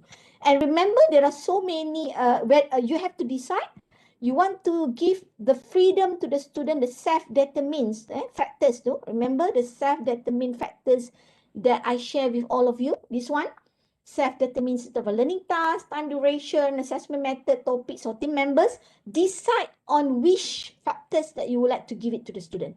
Let's say I'm going to give the self-determined for the students in terms of the learning task, okay, or might be the topic, okay. Try to focus on the current scenario nowadays. What are what we call it, the issue, the viral issues that have been virals nowadays? What are the issues that have been viral nowadays? And that you know that in the mass media, okay, there are so many issues nowadays in the newspaper, in the Facebook, okay, anything. But try to avoid political issue lah. Political issue, try to avoid it, okay. Because you know that is we tie with some of the concepts. So try to focus on it. Okay, let's say you want to focus on learning. Okay, let me put it as might be you want to learn, you want to teach about mathematics. Okay, might be there are actually any concept. Let's say you would like to teach about statistics, and I put it here, statistic course. Okay, I'm not going to choose my course, because might be if I select my course, then you say that, yeah, I'm used to I'm the expertise in my own course. So let's say you would like to teach the student about inferential analysis. Okay, inferential analysis. Okay, so the viral news nowadays is about predatory journals, isn't it? Predatory journals. So you might can put an articles by Xavier here, or articles about Bell, about predatory journal with all the statistics. Okay, then you can actually create the environment here, create context here on looking at the issues, real life issues, real life issues that have been viral. Viral is a very popular word. Real life issue that have been viral nowadays. Okay, what are the issues? And also you might be also can select the issue of pandemic COVID-19 trend. Yeah, pandemic COVID-19. This is all the issue. And the issue, the statistic, the positive cases and everything. Positive cases, you might can run inferential analysis on positive cases along the day. Every day we have a report. Ask the student to monitor it. 1 week report of pandemic COVID-19 positive cases and divide it according to state. And can we find it? There is a significant difference across time or across state. Okay, that's one viral cases. Another one is about predatory journals. Predatory journals. I'm actually creating it spontaneously through this webinar. Predatory journals issue on the statistic of how many journals across time, across publisher and anything. Okay, the statistic of it. And then ask the students this is where you did not set the values for the student to run the inferential analysis. They have to select the cases that they would like to work on it. But along the way, you might be going to give them some notes. Okay, if you do this, you are reflecting what you call it self-determined concept on self-determined concept on what you call it, the learning context, or might be the learning problem, and because they can decide on it. Okay, and the 21st century teaching and learning skills is something like a lifelong learning skills, because they have to observe they have to observe the pandemic COVID-19 cases, or they have to read, also find articles about predatory journals and the issue, the statistic and everything. So lifelong learning skill, lifelong learning skills. And then another one, it can be reflecting also the personal skills, like been mentioned in MQF 2.0. Okay, that's the skill. And when you have this kind of skills, okay, you can measure it. How to measure lifelong learning skills? Usually you can measure it through self-reflection, where you will, through the self-reflection, you can conduct what we call content analysis and refer the rubric to give marks on it. Okay, so this is one example. This is the context. Okay, next, what do they need to do? What do they need to do? What do they need to do? To do in the context of inferential analysis. So this is where you put the context first, and then later on you bring them to the concept that they will learn in your class. So if you're able to do this, you will create what I call it meaningful learning environments that represent the Hetagogy activities. Okay, and in terms of inferential analysis, you don't decide on which type of analysis that they will use. They can select t-test, they can select ANOVA, they can select UNCOVA, up to them. Then you give a freedoms also on the, you give a freedom for them also, and later on they will share among each other through class presentations or what. So they will just have determine also on the concept that they will learn. So this is what you do. Okay, next is going to be the assessment. How do you measure it? How do you measure it? You want to give freedom to the students? You might be going to set them how, what I call it, you want us to measure, because remember, assessment, you can measure it in terms of the outcome, or you can measure also in terms of the process, okay, in terms of the learning process, right? For them to reach up to the outcome, it's up to you. You can set it here, the outcome, the process, and give how many marks that they want it for the outcome and the process. And later on, you will actually calculate back as a percentage lah. And although you give freedom here, but then later on you can actually convert it to percentage, then you get the same score lah for everybody. So this is how you do it. Okay. And then if you want to add more, then you can add more, something like this is single loop learning. This is single loop learning. If you want double loop, at the end of it, you ask them to reflect. Okay, if you want to add double loop, you ask them to reflect back the cases that they choose, for these activities, and ask them also what are the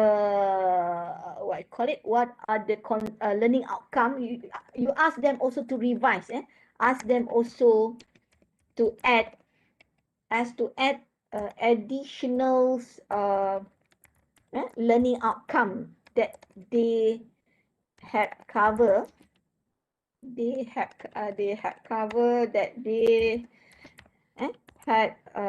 covered in these activities.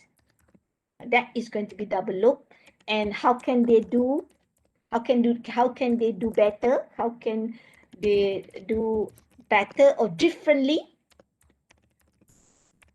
Differently next time. That is going to be double loop learning. Okay, if you want to do this. And how do you transfer this? Okay, you have this. You can transfer in your blog. If you use blog as a technological tool for delivering this activity, you can transfer in your e-learning system. You can transfer in your Facebook page, Facebook group. You can transfer in a PowerPoint. It's okay. You can transfer in your PowerPoint. You can transfer in Padlet. You can transfer in anything technological tools that you want, and be creative on it. And there's no specific, for me, there's no specific technological tools that's suitable for your activity. It's up to you. You are the one who decided. Okay, so this is where you can design it. And let me try to save it so that we can have this example. I can share this one later on for those who teach mathematics. So this is what you can do in designing Hetagogic learning activities. That's one example. One topic and one template. It's up to you. For me, I sometimes I use it more than one topic in one template. Is how big is the learning activity? How big is the learning activity? If the learning activity will carry about 3 weeks, might be you are integrating more than one topic. And the topic is not in sequence, because in reality, knowledge is not in sequence. Knowledge is in the form of non-linear. What do I mean by that? If you have 10 topics of learning for one course, we actually teach topic number 1, topic number 2, topic number 3, according to the sequence. But then in reality, actually, topic number 1, you will use it with topic number 4, you will use it with topic number 6 to solve one problem in the real life. So if you select more than one topic, it will represent a bigger learning activity, bigger scope of learning activities and problem. Then you should not follow sequence of your topic according to your course learning instruction punya outline lah.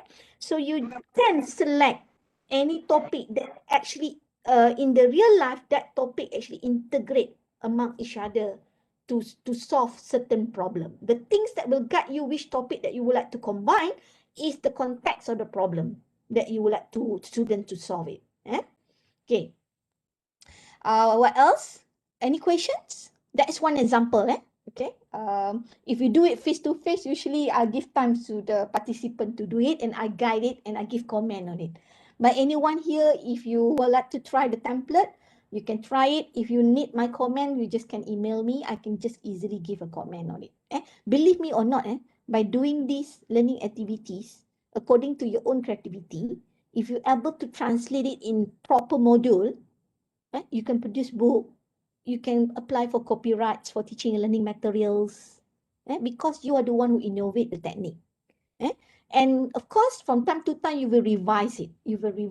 Might be this one is not really smooth running in your class, but later on the following semester, you can revise it, improve it, to make sure that it will be a good activities at the end. And my tip is that if you can do this template learning activity together with your friend who teach the same course, that's much better, because working alone, I think working more than one person, more head is better than one head. So if working with your friends, much better than you working alone.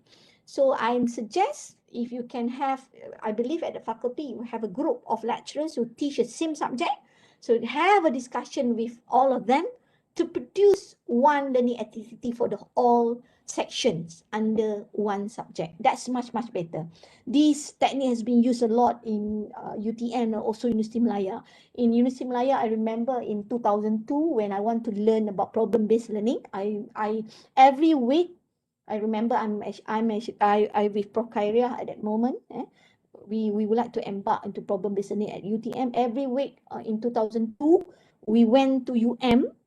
Every week we went to UM to join their medical school punya focus group discussion, and they actually have 3 days straight to come up with a case study for their medical courses. So we sit there 3 days. Every week we went there to learn from them. So that is the best way. So one question here by Dr. Muhammad Rewani: how do we allow flexibility in teaching and facilitation when we base it on student progress, but OBE required a structured approach? Yes, okay. So flexibility in teaching and facilitation, you look at the progress, and OBE is looking at the outcome. And the outcome should not totally based on product. The outcome can be the learning process. Remember MQF 2.0, we have 11 PLO. That 11 PLO, the first one is about knowledge. Yes, if you measure knowledge, then of course you have outcome from tests and so on. But how to measure digital skill, numeracy skill? How to measure other learning outcome? Part of the outcome is reflected by the process, not totally by the product or by the end product. So I believe OBE open it for us to measure on the learning process as part of the learning outcome.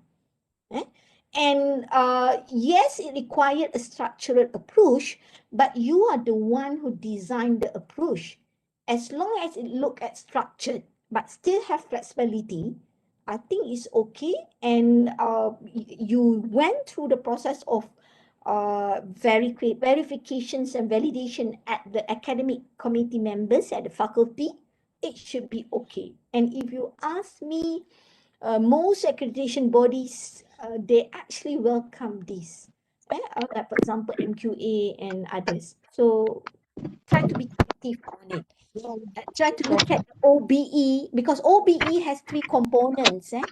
OBE has the three components: the outcome, the pedagogy, and the assessment. The constructive alignment of these three components or OBE is these are the things that you have to look into it. It's not totally about the outcome only. It's about the innovative pedagogy that you deliver it. It's about the process and the assessment methods that you will use to measure it. Okay, so that is, you remember the triangles of OBE? Okay, that is how I can share my response towards Dr. Muhammad Rewani questions. Yes, I welcome any questions from Webex before we move to pedagogy. Okay, the second part of it. Anyone? So far so good. I hope that you learned something new in my class. Sorry, in my sharing session. It looks like I'm having a class with a student. So my session, so that you will actually try it. Try it in your class. Okay, let us move. Can we move? Let us move to the second part of it, is pedagogy. Okay, let me get ready my slide so that we can move it to pedagogy, and the second part of it. Where's my pedagogy slide? Okay. Okay.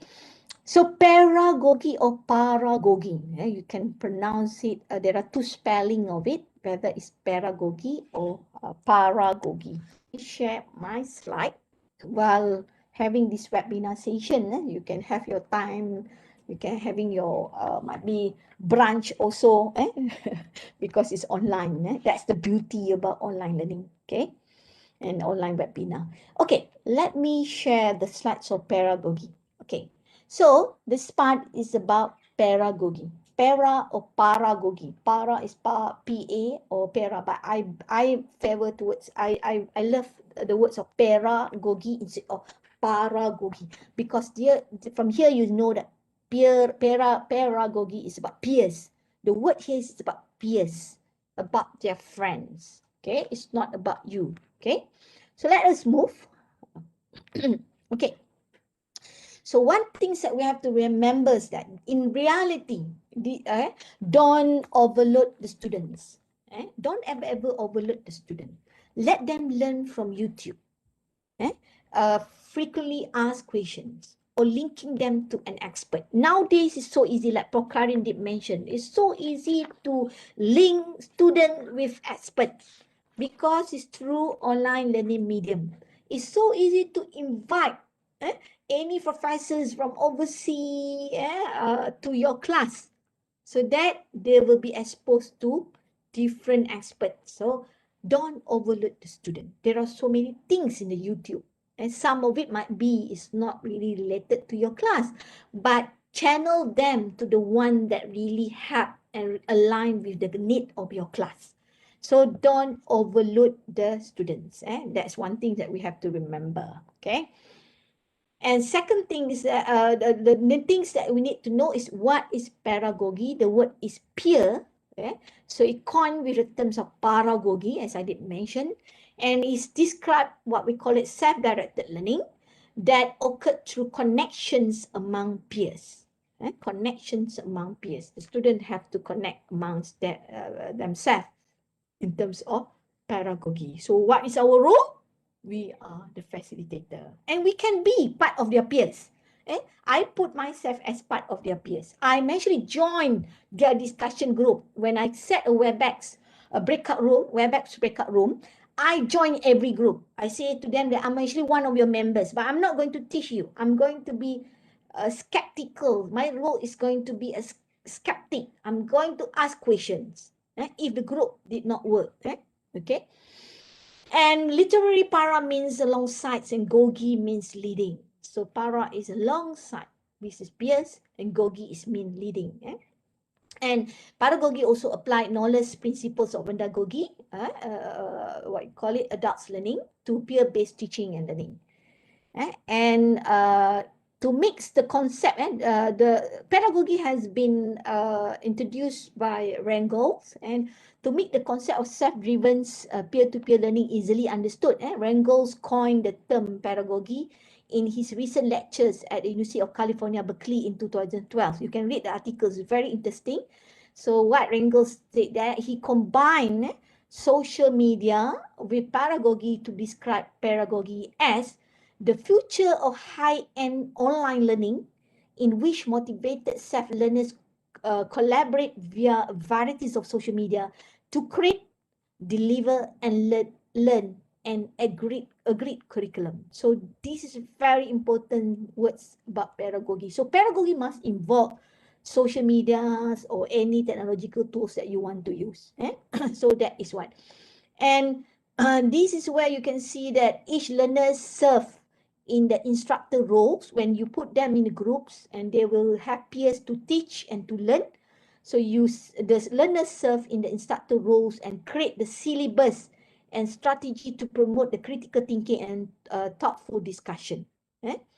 And to make sure that pedagogical design to works, the group needs to establish what we call it a group consensus or expectations, learning objective, media technology, and the social contracts of the course.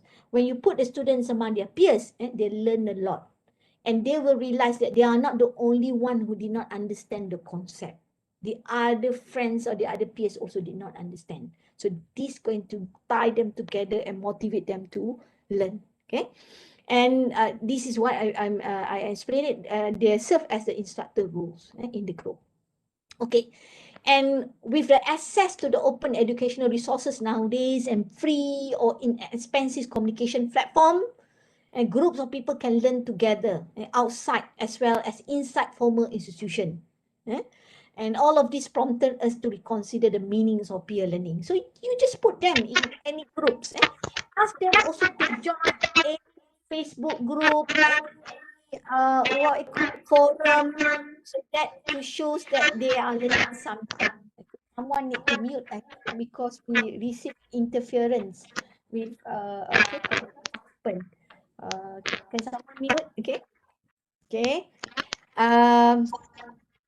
The connections that make it possible for us to learn in the futures are more relevant than the knowledge we hold individually in the present. Pedagogy makes the connections, makes the learning possible in the future, because in real world, we need to have a very good networking with others, not only for the student, for us also in the academia. So why pedagogy? This is the reason why pedagogy. The first one is you need to, because to empower the worldwide populations of self-motivated learners. We have so many self-motivated learners there who use the digital media. We have to remember nowadays learners have a different characteristic compared to our time when we actually at the higher eds at the university. So some of the learners, they are very self-motivated. They are very independent, especially if you conducted online distance learning classes.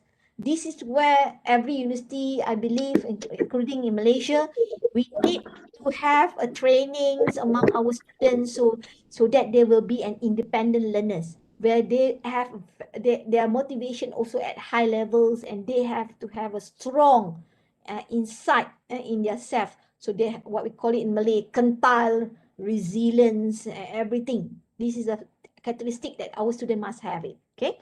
So, so because you know that when they actually get together, they will co-construct knowledge, they will co-learn. And learning is a social, active, and ongoing process. Believe me or not, the best way of learning is by socializing. You ask yourself, how do you learn a new thing? How do you learn a new recipe? For me, if I'm going to learn a new recipe, I will socialize with my friend to Facebook. I will socialize with someone in the WhatsApp group. I will socialize and might be find YouTube channels to learn how to make croissant and everything. And it's ongoing process. So this is where the best way of learning is. That's why there's a topic. There's no exact pedagogy or name of these teaching and learning methods. But they say there are two new methods that the best way of learning. First is through viral. Okay, viral gogi might be, I can put it. The second one is through what we call it, in Malay we call it membawang. in English, we call it what? We call it something like more towards on looking at other people, things, witnesses, tell about something, membawang, so that's another method also for learning. The best actually, but it did not represent any learning theories. But if you look into it, how the viral Paragogies method can be used, might be you can actually find the close principles of learning that can reflect it. Okay, co-learning is ancient. The capability for learnings by imitations and more, and to teach others what we know. Everybody knows the cones of learning by Eggeldale. That when you best learn on certain thing when you teach others. That's the best way. That's why we at the higher ed, we are the instructors, we are the professors, we are the one who be the expert. We are actually enhancing our expertise from time to time because we are the one who teach the student. So that's why the pedagogy give the opportunities and autonomy of teaching to the peers, and they will learn more and they will understand more. Okay. It's becoming clear that with today's tools and some understanding of how to go about it, groups of self-directed learners can organize their own courses online. Okay, believe me, we must start somehow. Although yes, I'm also observing some of the trends at my university. Also, some student, they cannot be an independent student, or what. But then we need to expose them as early as we can to be a self-independent learners. At the first year of their study at our university, we need to give the autonomy and the role and responsibility of learning to the student, no longer to us. This is all about them. It's not about us. So this is where you need always to have to inform the students on this. And pedagogy interactions require refinings of many skills: critical thinking, collaborations, conflict resolution. Of course, working in group, when they work with the peers, they face conflict. They have to decide on something. They have to mindfulness. They have to be patient and compassion. Because when they work with their peers, might be their peers is kind of a little bit slow or might be not so fast like them, but they have to be patient on the improvement, and they have to understand the diversity of the group members. And that's the beauty about pedagogy. Okay, and in the group works, everybody knows that we need to establish a group consensus for expectation and learning objective.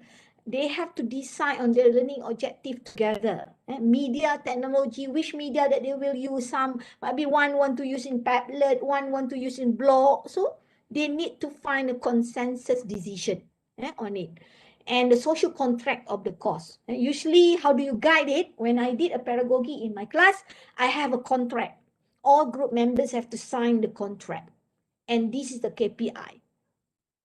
Of course, they will go through the phases of forming, storming, everything when they work in their among their peers. Formally, a process of communicating with one another, how to respond to the questions, and give feedback in a timely manners, give feedbacks in the proper ways of word and so on. Evaluate performance also at the completion of the course. And group works also need a process to translate the changes to the learning environments to be implemented in the next cycle. So they are not working only in one group session. The work might be in the second session later on, the pedagogy learning activities. So how can they improve their group work from time to time? That's one of the things that group works are needed. And this is a 5 working principle of pedagogy: decentralized center, where the understanding the concept of shared context is more important than understanding one self-contact. Decentralize the center not only to one student, but the whole team members. Meta learning as a source of knowledge. What is meta? Some of you might be thinking, what is meta? Meta is about, if the word is about meta learning, so meaning that learning about learning. If the word is about meta connective, is about connective, thinking about thinking. Connective is thinking. thinking about thinking. It's a double meaning. So meta, if you are focused on meta-analysis, it's about analysis about analysis. You are doing analysis towards another analysis. That is the word of meta. As a source of knowledge where there is a lot to learn about the learning. So they know that how to learn. They will learn the way of how to learn. That is meta learning. Peers have difference but equal perspective. Peers have difference but equal perspective. This is learners must confront and make sense of the difference among them as part of the learning experience instead of seeking to confirm what one already knew. This is what the concept of principle of pedagogy. And learning is distributed, not linear. It's important to learn how to work around a given social field as side tracking is allowed. So this is learning is not linear, it's distributed. And the last one is that realize the dream. If you can, then move on. And learners should attempt to fulfill their personal motivation, but shouldn't dwell too long. The number 5 is a very important principle, not only for pedagogy, but for us also to survive in this complex world. Okay? Realize the dream. If you can, then move on. If you cannot, just move on. That's the best formulas to survive in this complex world. So that's why pedagogy, the beauty of it. When I read the 5 working principles of pedagogy by Rengo, it totally attract my attention. It totally makes me why I need to focus on this in my class. As I did mention, jumping into Hetagogy and Peeragogy is not totally 100% for my student. It's for myself also. I want to stay in the academia quite sometimes. I have another, how many years to retire? I have another 8 years to retire. Okay. And then I need to be here. I need to be passionate on my teaching. So this is why I jump into Hetagogy and Peeragogy. Okay. And of course, pedagogy is about peer learnings together and teaching each other's. Main principle is co-learning, co-creating, curations of content, co-working, share activities, peer review, and assessment. That's the beauty about it. So the student will get from their peers what others get, and sharing is very important in pedagogy. And this is part of it, the right to speak, the right to be heard. In the pedagogy activities, you have to tell the student, you have the right to speak. Anybody has the right to speak. You have the right to be heard. You have the right to cooperate in the formulations of option. You have the right to listen. Listen. That's another thing, a viral, I think 5 years ago, 6 years ago, about the case about listen. The right to lead in the decision-making system. If we able to enforce or to inculcate this in pedagogy, then we produce what we call it future ready graduates. The graduate is ready to face the real world, where this is a part of the skills that we have to know. So in a meeting, we have to know that we have the right to speak. We have the right to be heard. We have the right to be listened. So this is the pedagogy principle. And the pedagogy technological tools that you can use, there are so many technological tools. This is a part of it. If you go to the analysis by Gene Hartz in the freelance who analyzing the technological theory, there's so many tools that you can use, but this is a part of it that you can use: Facebook, Twitter, LinkedIn, Twila, Zerpi, Partner Up, even e-learning also you can use it in pedagogy. So this is a part of examples. I use a pedagogy learning activities in my class. Okay, so it's a programming class. It's a learning about the basics of ASP and PHP on certain concept. This is more than one topic, because I have topics of delete, update, and so on. So I have the pedagogy learning activities, and how do I put it in my e-learning system? I have the activities here. I have the forums. I have the video for the tools of learning. I have a Dreamweaver tutorial. I have everything. But the pedagogy give a context on the learning. But this is all the learning tool. Instead of I show them step by step on how to use Dreamweaver in terms of checkbox, log in, log out, I'm not going to show it anymore. They need to actually learn it from here. From peers, they will discuss, and they will discuss it in their group. and I have this pedagogy learning activities part 2, extra activity, and they're submitting the report. And in the report also they have a presentation. I use a Flipgrid. I use Flipgrid application for them to present their works. And they need to also send me a minute meeting, minute mesyuarat, minute meeting, minute mesyuarat though, meeting minutes though. They need to send it to me as a proof of learning, so that I know group discussion take place for that. And I use the same template. I use the same template, the one that I give it to you, but I add some factors of pedagogy principle in the template.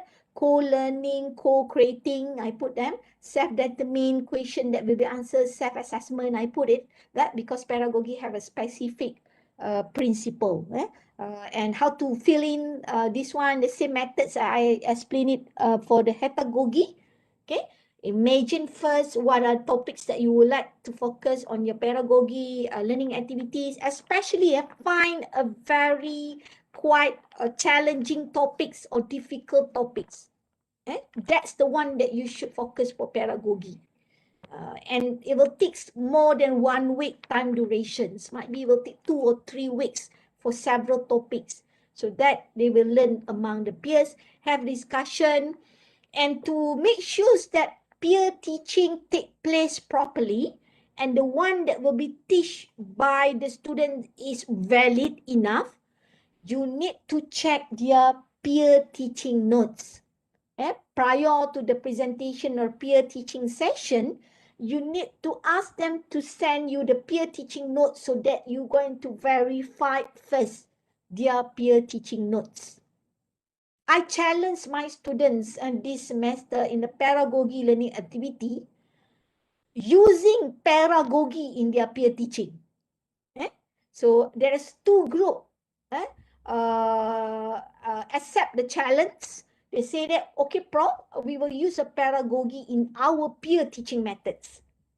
That's the beauty about it. So meaning that they are using peer teaching, pedagogy in their peer teaching. Okay, how do they do that? It's so interesting, but it's not compulsory. I just challenge them. 2 from the 8 groups of my class using that. So I'm using the same template. Okay, this is one of examples, the real one. Okay, this is for my class for educational technology and foundation of research. So I put it here based on a stated learning issue. Okay, this is a stated learning issue. They need to do what I call it conduct critical analysis of the articles. So they need to decide their roles. Okay, prepare your teaching notes.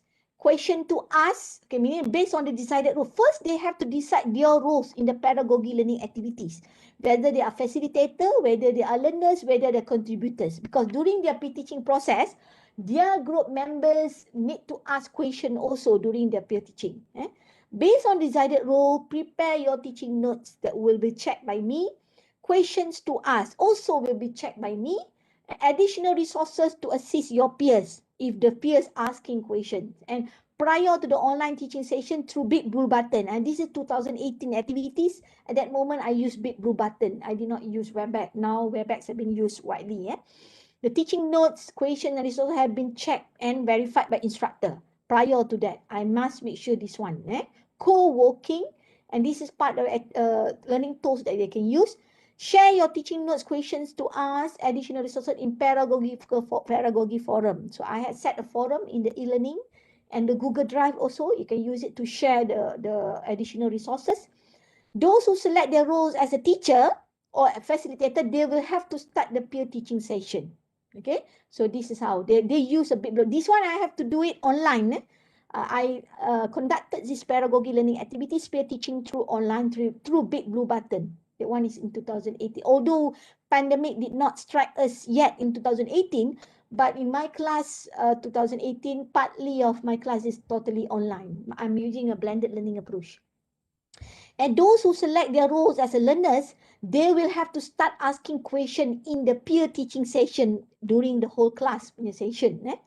And those who select their roles as collaborator, they will have to start share additional resources to support those who conduct the peer teaching session. And last, I have wrap up session for the peer teaching pedagogy learning activities. These are real examples of the activity that I use, and I transform it here to this e-learning system.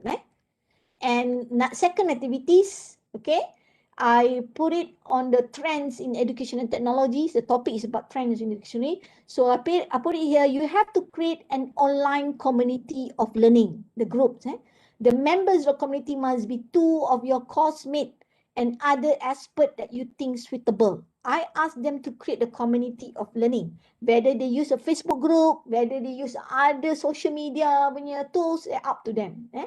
Assign tasks to every member such as facilitators, learners, contributors, and experts. So in the Facebook group, discuss the issue related to our class topic. This is a topic. Prepare required teaching notes, learning matters that needed. Make sure the learning matter has been verified also by the class instructor. And prepare 2 or 3 essay questions that you would like the members of community to answer related to the issue that have been discussed.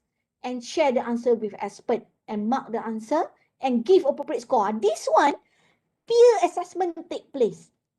And they will actually assess the answer, mark the answer, but will be verified by me. Okay, why not? Give the opportunity for students to assess their friends. I give it them to them. This one. This is during 2018 when I actually close to my terms. As I did mention, I was the Dean of School of Graduate Study. I'm approaching the end of my terms after 6 years. So 2018, I have more times a little bit. I think February 2019 is the date that I actually left School of Graduate Studies as a Dean. I have been given about nine months for what we call it me time for me, and after that I've been appointed again as a dean 2019. So this is how I have got might be a little bit more times to focus it. So I allow the student to mark their friends answer and give mark based on 10%, and I give a guideline, I give a rubric on it, but then later on I will validate their marking process. This is Pedagogy. So that's the 2 topics that I've been shared for today's Pedagogy, Hetagogy and Peeragogy. Let us have Q&A sessions. If you have questions on it, okay, I'm welcome it. You can ask anything, or you would like to get opinions from myself, okay.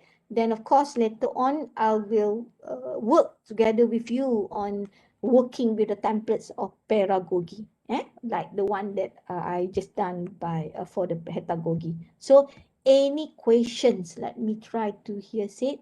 Gossiping, yes, gossiping, membawang, gossip-gogi or something like that.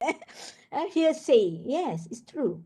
But of course, in gossiping, there is a knowledge also in gossiping. When you use gossip for teaching and learning, knowledge has been delivered also through gossip. But students have to be selective on it. Okay.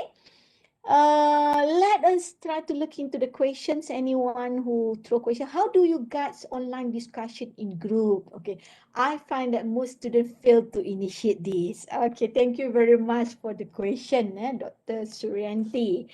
I've been working with online discussion forums since 2000.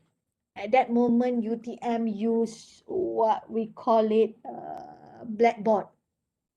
Blackboard, if I'm not mistaken. Sorry, WebCT. Then we jump to Blackboard. Okay. How to trigger online discussion forum? Okay. First of all, you must have rules and regulations. Rules and regulations. I introduced what I call it 10 commitment. 10 commitment of forum discussion to involve in forum discussion.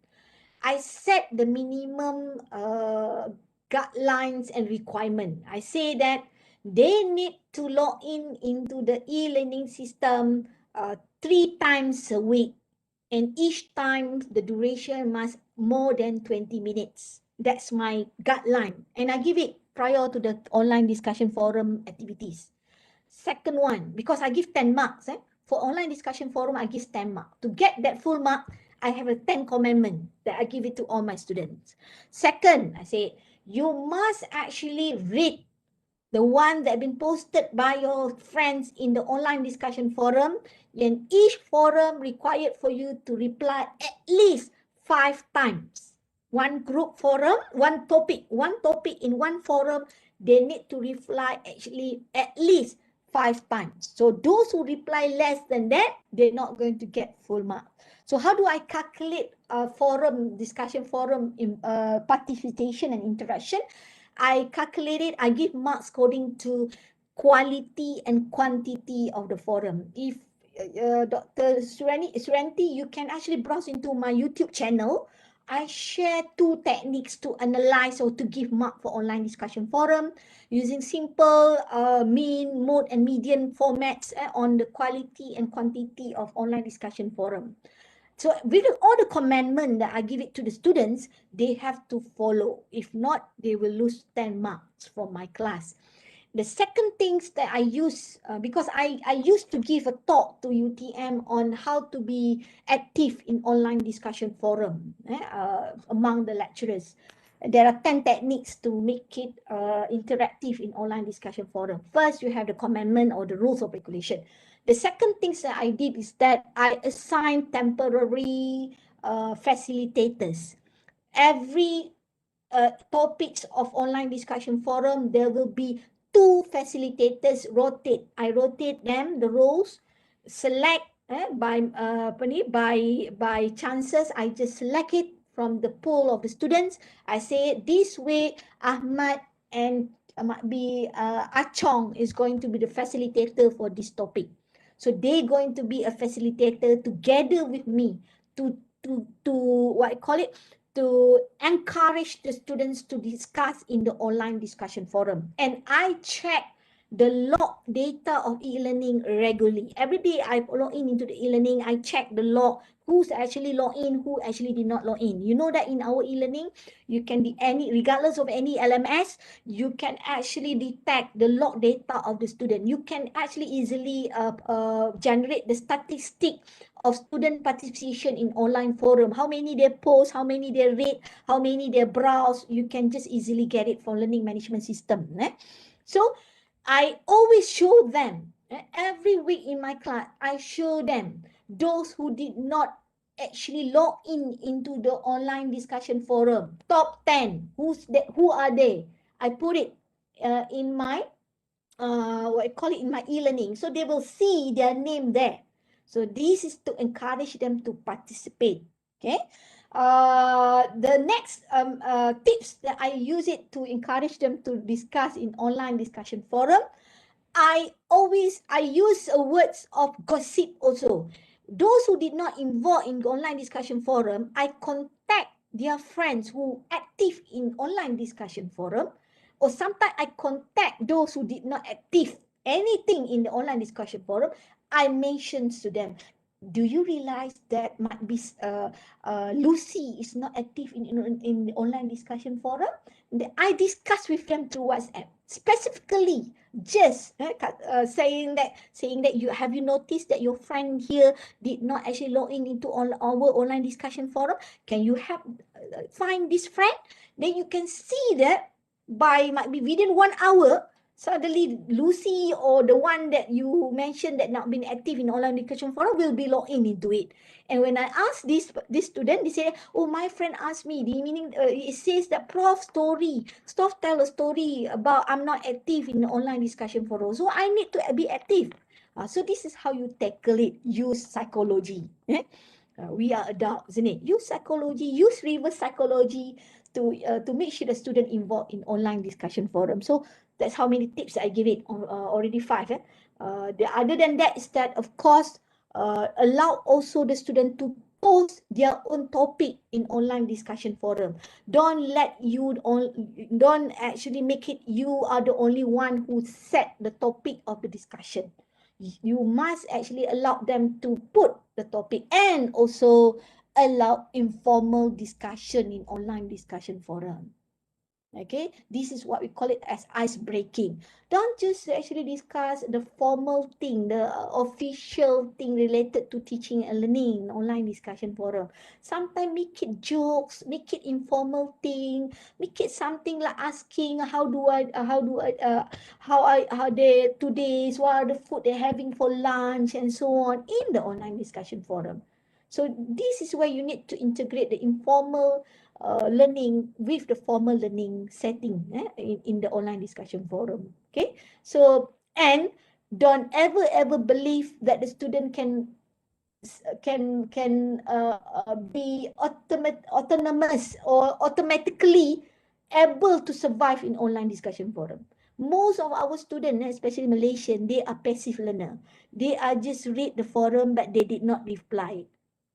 Okay, so what you need to do is that you need to have the commitment. Another thing is that you need to also give some reward, some gift.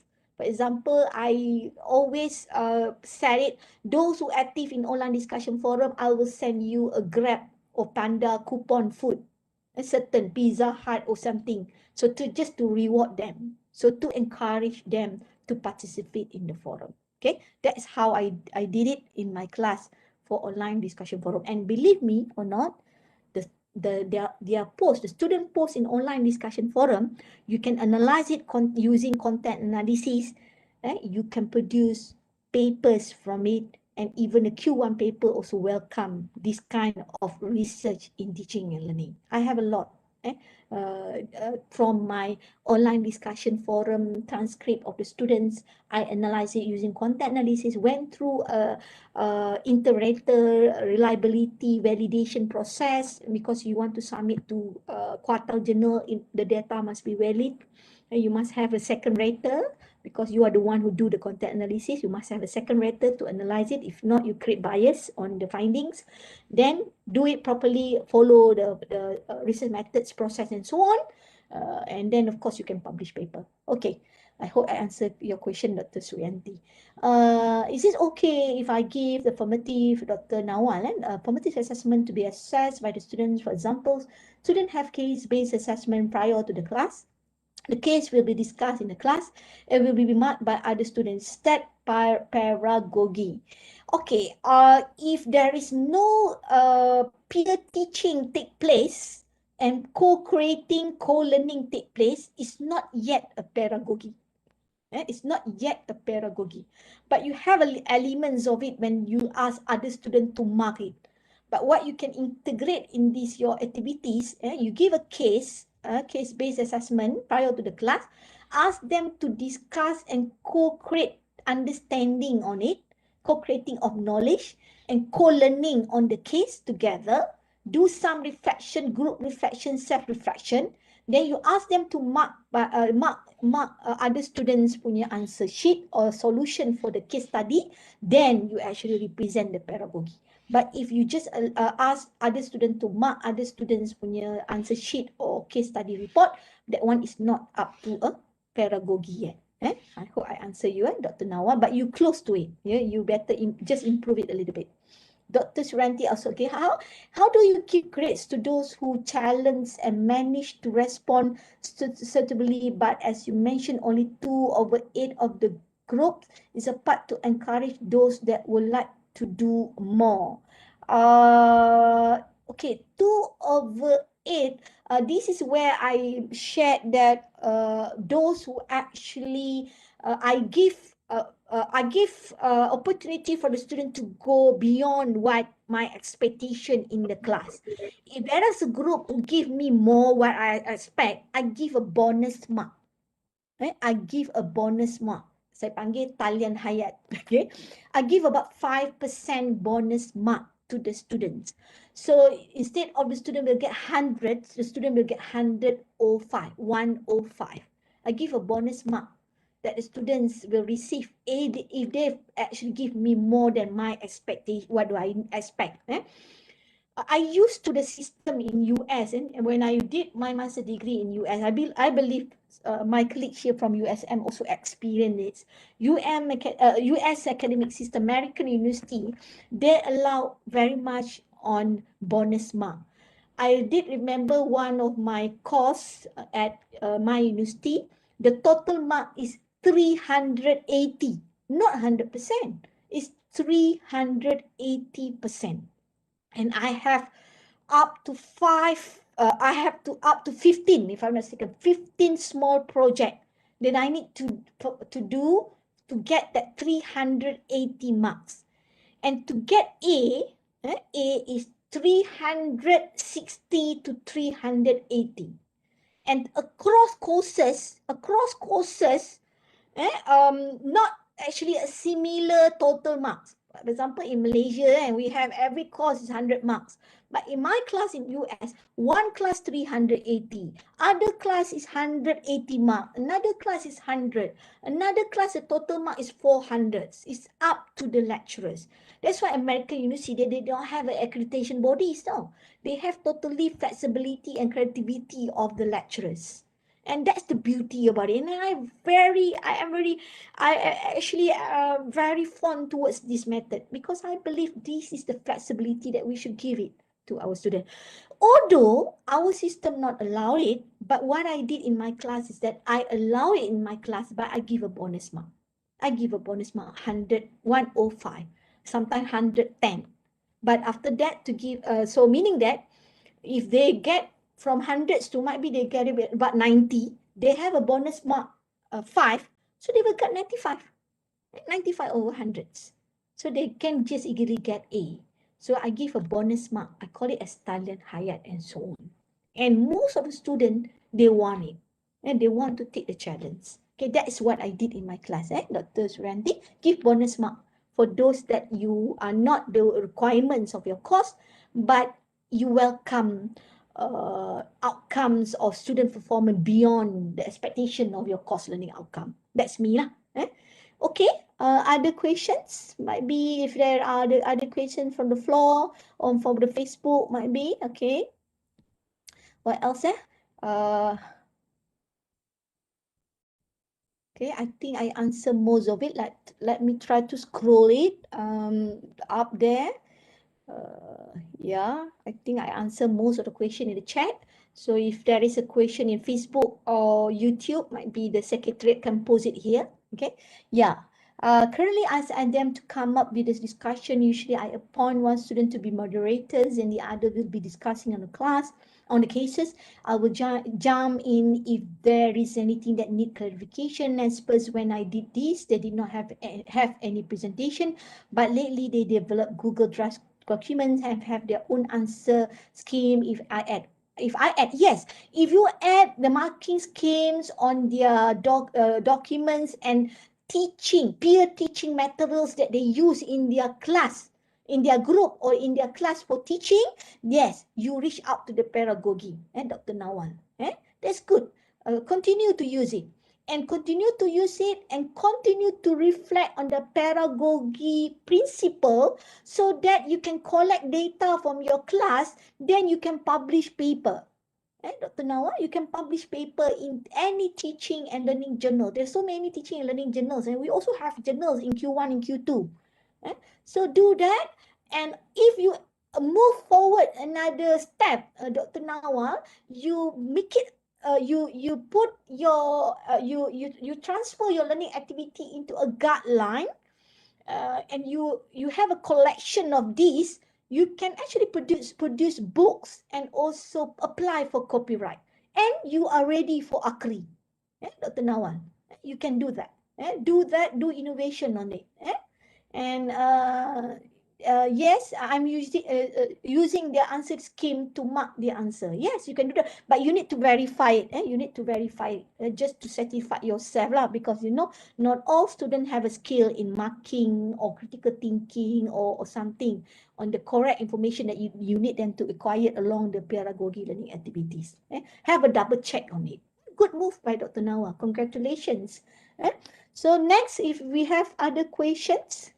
Anyone from the floor would like to ask questions? Okay, before I actually can share with you on how to do the templates. Okay, any questions? No? Okay, let us try to move it on the templates, because usually I give time for you to do it, because usually I set a breakout room, but since we have friends also in YouTube and Facebook, might be that's why we can have a breakout room through WebEx. I heard someone is there, you want to ask questions or what? No, okay. So let us move to the pedagogy. If I can share it on it. This is what, if you ask me, the best tips to create authentic learning activities by looking at what happened around you.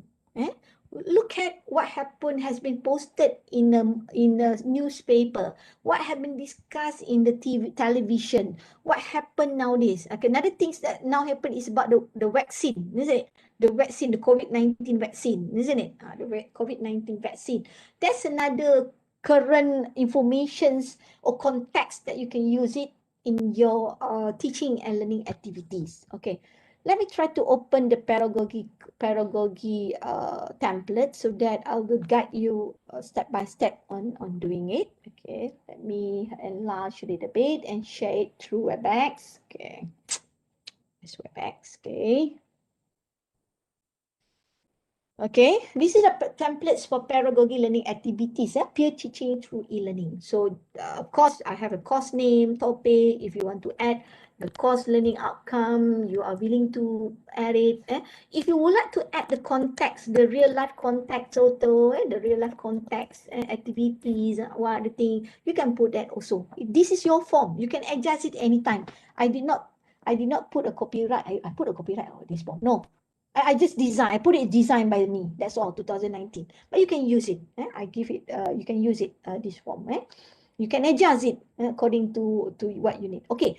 Now the instructions is that how do you have to find your course learning outcome first, and of course the course name, the topics, and the course learning outcome. It can be more than one course learning outcome. It can be more than one topics. Okay. Now what you need to do is that the real context. What are the real contexts that we can cache? Right? You can catch and grab it and put it inside our pedagogy learning activities. Okay, let me try it to assume that might be you are teaching what? Let's say you are teaching something related to science, or might be something related to something like biomedicals, biomedicals topics or what, I do not know. Okay, might be some topics on, might be something related to if we would like to focus on the real context on the vaccine, the vaccines of COVID-19. If we would like to focus on COVID-19 vaccine, okay, that's the context. And find an articles from newspaper, cut it from the newspaper, or you can record it easily from Astro Awani, anything, as a part of to trigger the learning. Okay, so what you need to do here is that, okay, what are the concepts that you want to learn? So the cases is there. Try to accommodate it in the context of your content and course learning outcome. Of course, you have to set, you have to ask the student to set a group, consists of how many group members, might be 3 to 4. Maybe you ask me, what is the best numbers of group member?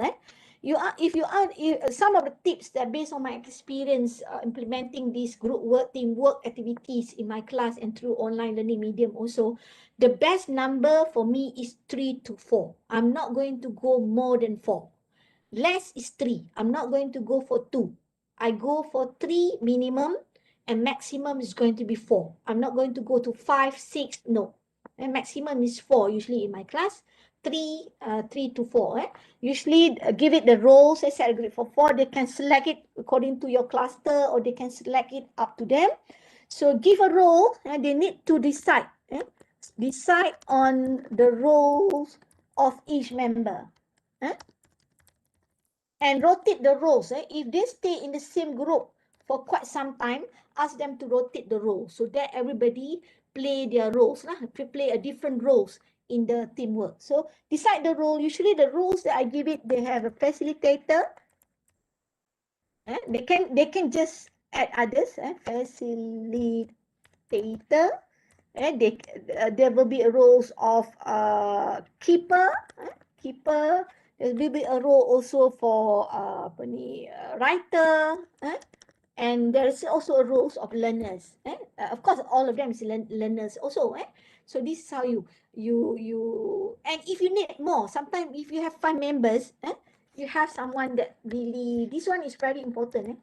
Skeptic roles is very important. The one who always trigger and questions on the group decision. So decide it, and then based on the given, they have to find find one news or articles on COVID, COVID-19 might be vaccine. Find it, they find it, okay? And then what you need to know is that they need to discuss, because core learning, they need to understand, they need to understand on the vaccine and try to align on the course learning outcome that you would like to achieve. Okay, so might be my example here is not really suitable, but because I need to know the course learning outcome first. So I'm not actually expert in this area, but you need to guide the situation, the scenario towards your course learning outcome. And as for the elements of peer teaching, the peer teaching element must be here. Peer teaching must take place. Peer teaching must take place. Must. It's a must for peer teaching.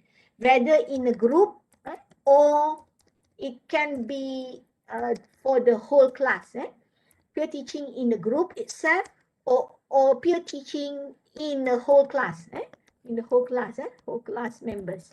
Okay, it's up to you can set that and give mark for the peer teaching and pass it. Pass it. I apply actually teaching award at UTM levels. One of the observation by the panels during the selection process, the process is about my peer teaching. So I did a peer teaching in my class, teaching about to solve a programming problems, and throughout the way of the learning process, not only the student, I also make mistake and error during the pedagogy learning process. And remember, when you implement pedagogy, you need to welcome the students in doing some of the mistakes, trial and error, because they are not the expert in the area that they teach, but they are learning on it, and through peer teaching session, they will teach others about the new concept that they learn. Okay, so that's why you have to create informal environment as you can in the class. Okay, so that is how you can fill in the form. And of course, don't forget on the assessment part also. Assessment part must be flexible. Usually, if you do the Hetagogy and Pedagogy learning activities, don't totally assess it through final exam. And you can do that also, but of course, final exam will be indirect. From the Hetagogy learning activities and Pedagogy learning activities, we hope that they learn the content that we intend them to learn. Then of course you can measure it through final exam or quiz. But for the Hetagogy and Pedagogy learning activity itself, I suggest you to measure using alternative assessment. Alternative assessment, there's so many methods according to the framings of higher education 4.0 books by Ministry of Higher Education. There are 8 alternative assessment methods that you can use. I used to give a sharing session also about the alternative assessment during the initiative by the Ministry of Education in 2018 on when they embarked into Education 4.0. We at UTMs have been involved in the research project that been given by the ministry. Then the alternative assessment is my part at that moment to come up with the 8 alternative assessment where we can use in our teaching and learning. Okay, so I welcome the floor to questions. If there is more questions on the sharing that I give it to all of you about Hetagogy and Pedagogy. Okay, anyone? Let me see it. I think no question yet from the chat. Okay. Any questions from the participants, my colleagues and my friends from USM, or might be questions from Facebook or YouTube? Okay. Is it possible to incorporate Hetagogy and Pedagogy in a project paper related to an analysis of real modern industry? Yes, yes, there is a possibility for you to incorporate it. Of course, Dr. Lim, you can do that. The one that you need is that creativity. Think outside of the box. Think you as a student. If you are a student, what makes you attract and engage towards your learning? So it must be related to something like currents, issue, but you are looking at different angle according to the contents of your class. Okay, thank you, Dr. Tila Gawati, as a compliments about my session. I hope you learn a lot about my session. Of course, I focus on less theory, but more on the practice on how to implement it. Because you have to know also, people from education. This is a statement some of my friends did not make me favor towards me. I'm from education, but my area is more on applied educations because my area is computer science education, educational technology.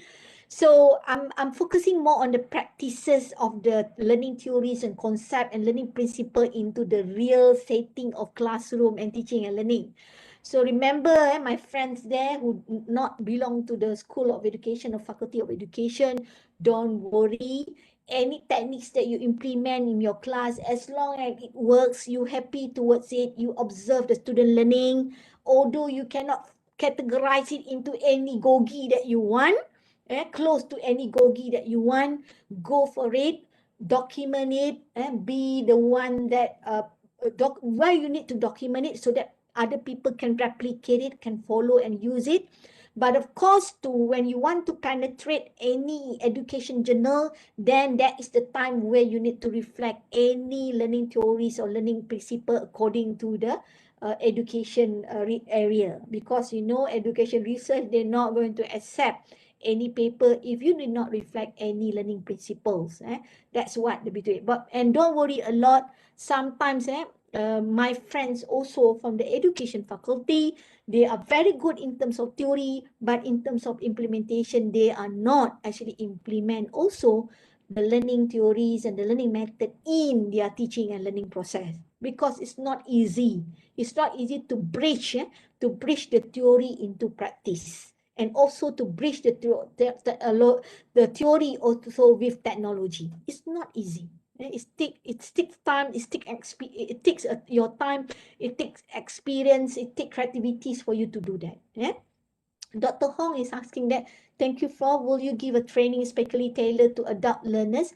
Yeah, before this I give trainings about andragogy, specifically focus on open distance learning, because training on preparing teaching and learning materials towards open distance learning, and usually open distance learning comprise of adults learner at different levels, and how do you tackle it in one learning materials that can be personalized according to the needs of the students. Yes, I give it because my PhD is on personalized learning. I did my PhD in 1999 and graduated in 2002 in personalized learning. That's why I actually give trainings also about adult learnings among students. Working adults, they are busy. Yes, working adults, you need a special learning tips, learning process to the working adults. I don't have any experience as a working adults because I did my master's degree and PhD totally through full study leave scheme. So that's why I really salute for those who doing doing a PhD and master degree as a part-timer, and while they're working, they actually learn. I respect them a lot. And through that, because I teach a lot students from the part-time students, and that's why I explore on the best learning methods and the best learning activity that we should design for this type of student, because they are working adult. And frankly speaking, as I did mention before this, I experienced in managing the postgraduate at UTM level and at national level. If the university never actually transform towards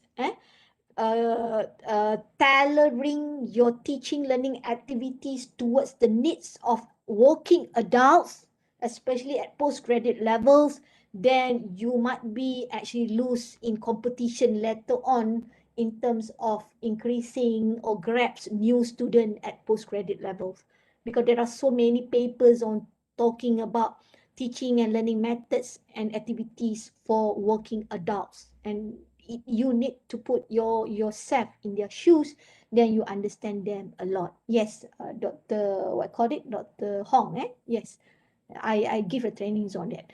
Can you just explain, okay, about the meta learning? Okay, meta learning with example, Okay, meta learning with example is that learning, meta is about, meta is a repetition of word. As I did mention, if you put it meta connective, it's about connective about connective. So if you put it meta learning, it's about learning about learning.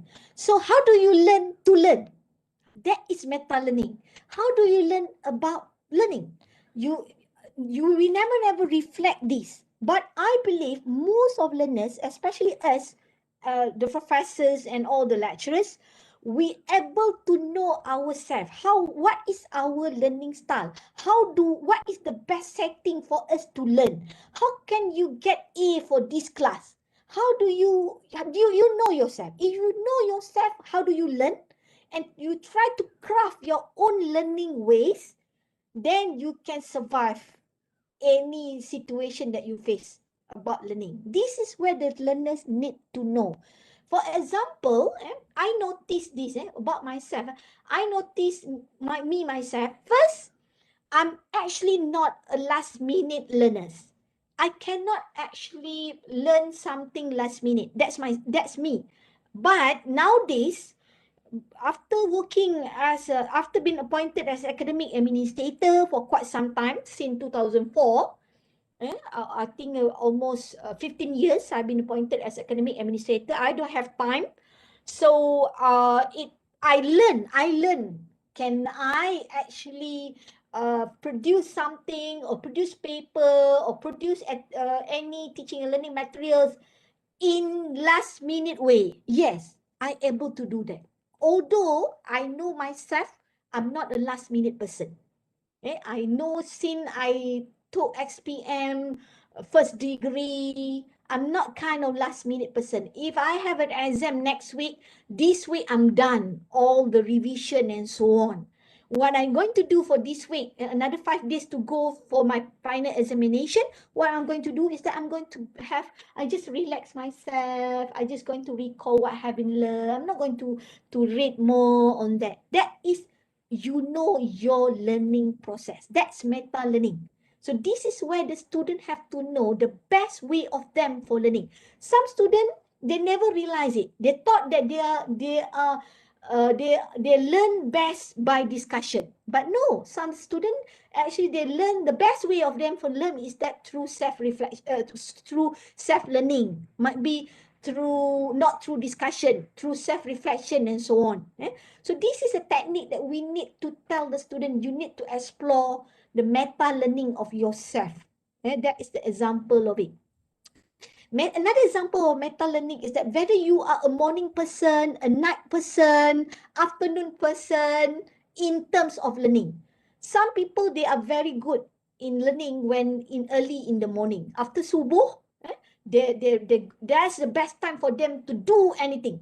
Some people, they are not that. They are night person. So this is about knowing about learning about learning. So you need to know it. So this is what we need to tell the students to explore about themselves. Okay, what else? Private choices, to give higher marks to student who has been given few chances to rectify their assignments compared to student who got high marks at first attempt of the assignment. Okay, There are two techniques of it. Okay, what I did is that for those who give a first attempt, the score is high, they stay with the score lah. And then I give for those who like to have a repetition, they want to improve on the assignment.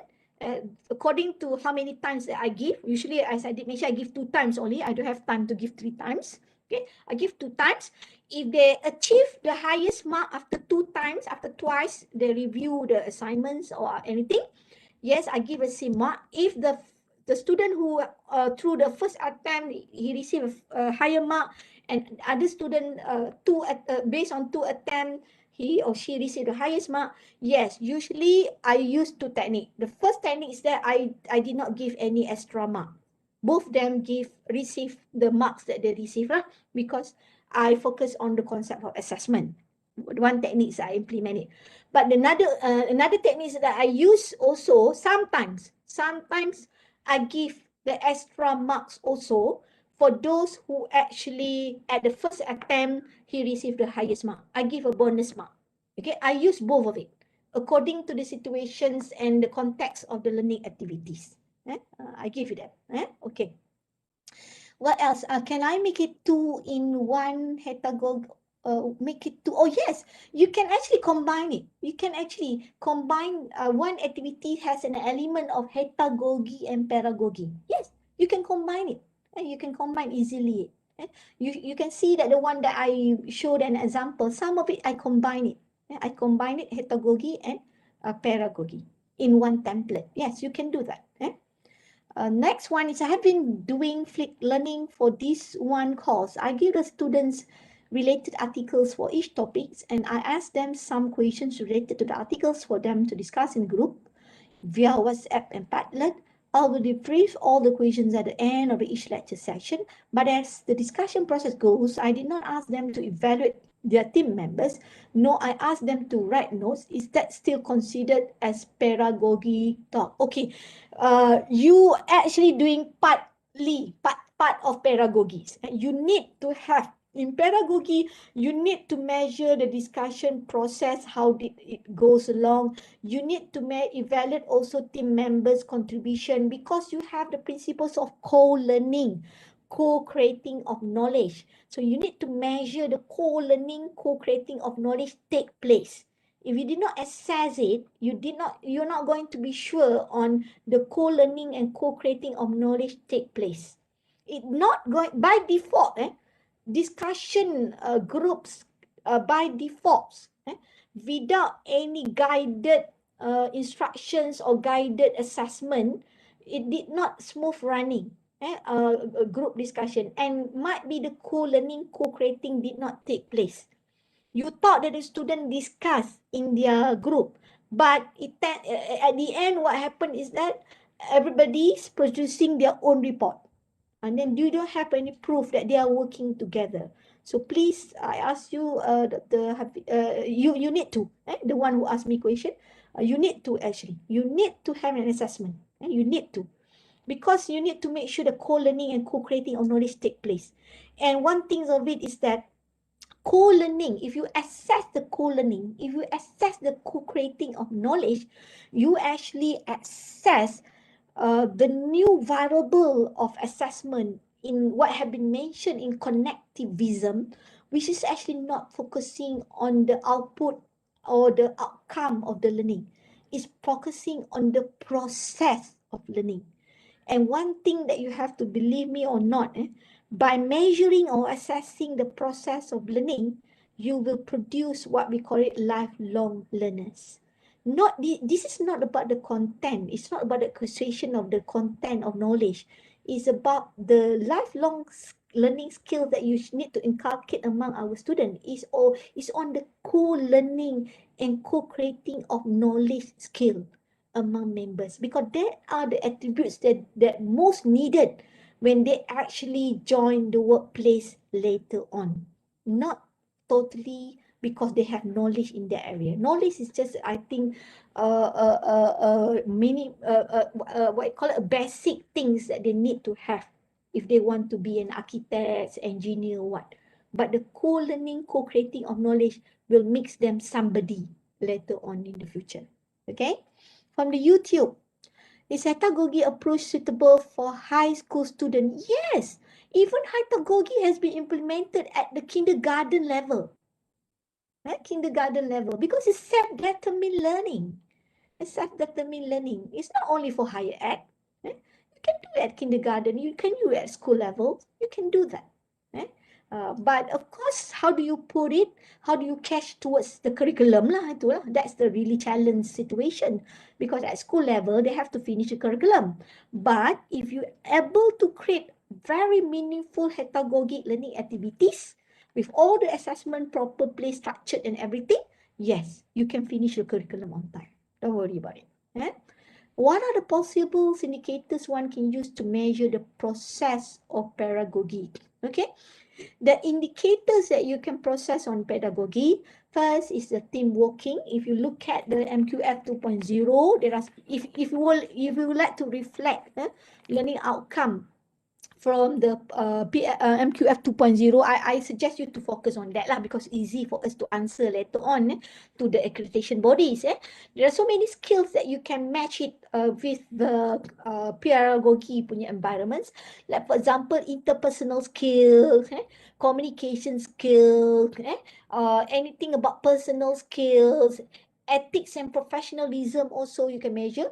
But the instruments that you can use, because there are so many standardized instruments for interpersonal skill, rubric, and also communication skill rubric, interpersonal skill rubric, even a questionnaire, standardized test on it. Just browse into it through any articles that you have. If you want some of it, you can just email me. I can share with you later on some of the rubrics on it. So, and the indicator is reflecting back. For example, co-learning. Co-learning indirectly will make a personal skill. Co-learning can be categorized as one type of personal skill that they must have. And it will actually create also teamwork. Teamwork, which is actually reflecting the interpersonal skill. How do they interact, with their members? Although the MQF 2.0 did not have a specific team working. I browse into it in front of me ni, dia tak ada team working, tapi dia ada interpersonal skill. So that's part of indicators that you can use. Okay, what else? Question. I just want to know about student assessment during Hetagogy and Pedagogy activity. If we use Mentimeter as an assessment tool, is it possible? Okay. Mentimeter respond by anonymous. You did not know who answer it in Mentimeter. Okay. As a part of to satisfy yourself to get an overview of the student opinion, yes, might be you can get Mentimeter. But to give specific marks on it based on Mentimeter, I think it's quite impossible for us to use it. Mentimeter as part of a formal assessment with marks lah. There are other tools that you can use lah. The easily part, I love to use tools like Facebook group, Facebook page, and also the tools on e-learning itself, your e-learning system itself lah at USM. Because the system equipped with a lot data, like Facebook and blog also. If you subscribe to WordPress, for example, I have one student who did a research on Hetagogy at school level that use WordPress as a platform to monitor student learning for the Hetagogy learning activity. She subscribed to the WordPress, and then when you subscribe to the WordPress, you can actually get the log data of the user that use the WordPress. And to do some reflection in WordPress, they must have account. And through that account, it's easy for you to identify who is actually the students, because you would like to give the, what we call it, the formal marks to the students. So that is what you can do. But I don't think Mentimeter is you can do it as an assessment tool. Okay, USM is using what? Socrative. Okay, you're using Socrative. Okay. Okay, how to avoid peer evaluation that done by group member that group. There's a tip for peer evaluation. Okay, that give full marks because they do not want to create conflict. That's true.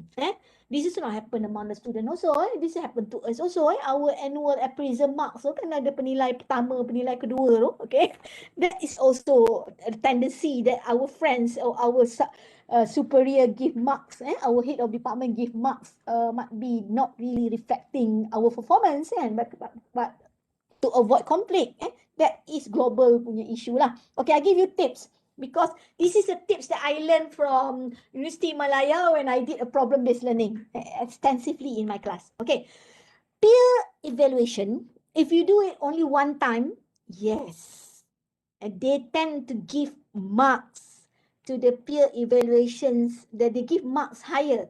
They give high marks to their friends because they don't want to avoid conflicts. Okay, if you give one time, yes. But if you do peer evaluation several times, meaning that let's say you have 4 activities, they are sitting in the same group throughout the activities, but they rotate the roles of their roles, the group roles, their each roles member in that group, then you give 4 times peer evaluation. You know what happened? The first time, yes, everybody receive high marks. The second time, you can see, they start to give marks that not really high marks to the members that might be free rider because they are tired. They are quite tired for this free rider. The third time that you do the peer evaluation to the same group, then you can see the real of it. You can identify who is actually the free rider. Reach up to the 4 times, yes. Then you can actually see who's actually the free rider, and they will give the real marks to their members. Don't worry about it. That's the tips and trick. And throughout the peer evaluations technique, peer evaluation, there is a scoring methods that you can use. Peer evaluation, there is a scoring methods that you can use. There's a formula of it. We use a matrix scoring method, not average. We use the matrix scoring methods. If you just Google it, matrix scoring methods, they can put every student's punya marks tu, according to row, the students, and column, they akan put the student punya assessment, the student, they akan buat column and rows on the student name, macam correlation tu lah, they put it, then they put marks. Then they will calculate the marks according to the matrix of a peer evaluation punya method. That's what you get the real marks of it. Don't worry, students get tired. They tired of free riders, even and to avoid this thing. Okay, usually I try to avoid this thing. What I did is I try to avoid free rider. To avoid free rider is that, okay, usually you, beside the peer assessment evaluation, you also have to have what we call it self-reflection on the peer evaluation. You have to ask the student, why did he or she give 8/10 to Ali? What are the contribution of Ali? So then you get it. First time might be lah dia tulis dia contribute ni and so forth. But second time you can see the contribution is empty, and the marks is going to be low, not high. Another things to avoid this take place, because it's not really healthy juga kan, katanya saya lah, how to avoid this one. You must have a regularly meeting with each group. When you set them in a pedagogy and group activities, you must have a regular meeting in every group to identify conflicts, to identify free rider, to avoid this thing lah from continue happen throughout the class punya process. So have a meeting with them, then through a discussion. Saya pernah berlaku in one group, they all quarrels in front of me. They point finger, but then forgive and forget is the formula. After done with them, quarrels and might be shouting, say tired, this person did not do anything and so on, and I'll facilitate it, and I say, okay, now we need to forgive and forget. This is the real world. In the real world, we face this kind of situation, and forgive and forget is the best formula, and move forward. So this is how you learn. You give them also, you inculcate also what we call it ethics and social skill among your students. Do that. Okay, what else? I have one question. How to improve Hetagogy in short time daily basis? Okay, how to improve Hetagogy in short time daily basis? Okay, sorry if I'm actually interpret your questions not in a correct way. I believe might be you would like to have you want to improve Hetagogy in short time daily basis. Okay, don't think big. If you are a first timer, you are first time to implement this kind of method, try it first once in one semester, and try to focus on small topic. And try to do it within 1 week. Don't drag it 2 weeks or 3 weeks. Try to do it only 1 week, small topic, try it, experience it. Whether you love it or not, whether the student are okay or not with the method, try it. That is my suggestion, how to improve it. But along the way, of course, from time to time, remember, I did mention I embarked into this Hetagogy. Formally, I embarked in 2018. Now is 2021, almost 3 years, 3 years to 4 years. I'm still learning. I'm still improving my Heutagogy and Peeragogy learning method. I still try to integrate new things inside it. Because there are so many new things that you can integrate into it. So in a short time daily basis, I suggest you to just start small to improve it and keep doing it throughout every semester. So then you used to it. Okay, one question, I want to ask this question, but you are actually address it. May I know if you apply peer assessment or peer evaluation in your class? I use a peer assessment. I did not use peer evaluation. I never use evaluation. I use assessment. Okay, so if yes, do you think that peer evaluation is effective? Peer evaluations for me is effective, but don't do it just one time. Do it several times and do it throughout several activities so that you can get an average score of peer evaluation. Peer evaluation. That is my advice. In any case, I found that Malaysian students are poor in assessing their peers. Yes, you have to teach them how to assess. My class, when I did a peer evaluation, I give a briefing, 30 minutes briefing how to assess your peers. I give example. If this peer is doing this, how many marks that you want to give? Is it 3/10? Is it 5/10? Yes, you need to, because they don't have skills on doing this. So yes, you're correct. The one who asked here. They're normally reluctant to share the conflicts they encounter in their group. Yes, you know how to what you call it, how to get the conflict. I give you a technique how to get the conflict of the student. Might be because saya ni dulu guru kot. I'm actually a former teacher. 1995, I've been posting in Sarawak. In Sabah. Taught classes in mathematics and so on. So first thing is that you can identify conflict. Don't worry. You can identify conflict. Observe the behavior of the student. Have a chit-chat informally with them. Trigger. Try to actually trigger, discuss, use the reverse psychology on it. You can get conflict. Be their sisters, be their brothers. If you put gap between you and your student, as you are professors and the student is student, then of course they're not going to tell you about conflicts. But if you start to put an informal relationship with them, with limitation juga lah, tak mesti ada. I never invite student also to my house for lunch easily, no. But for formal like Hari Raya, I invited them. But that's some of limitation. You have your private life also. But I have very informal relationship with the student. I talk with student like friends. I call them by their name, Mr. or so. They can call me name. In my class, I introduce myself that you can call me Zaida. Anytime that you can call me Zaida. No need to call me professor. My father and mother give my name is Zaida. I love Zaida. Okay, so they just easily can just call me. So this is how you just to put your level as instructor up down to earth as a student. Then you can identify conflict. You can identify conflict. Believe me or not. They trust you. Create trust, create rapport with that. And they are not satisfied with their friend contribution. They still rate their friend contribution as high. Yes, first time, yes, they rate it high. Second time they get tired. They get tired. They will read it low. They will read it at the best way. But of course, sometimes you have to correct their conception, their perception also. They have to correct their perception also. They cannot expect perfectionists among the group members. In reality, we human being, we have a different levels of connective. We have to respect each other. We have our different strengths. We have our different weaknesses. This is where you need to teach the students in looking at the things properly, not just follow what they are thinking. And this is what happened nowadays, kan? Anything student viral in Facebook.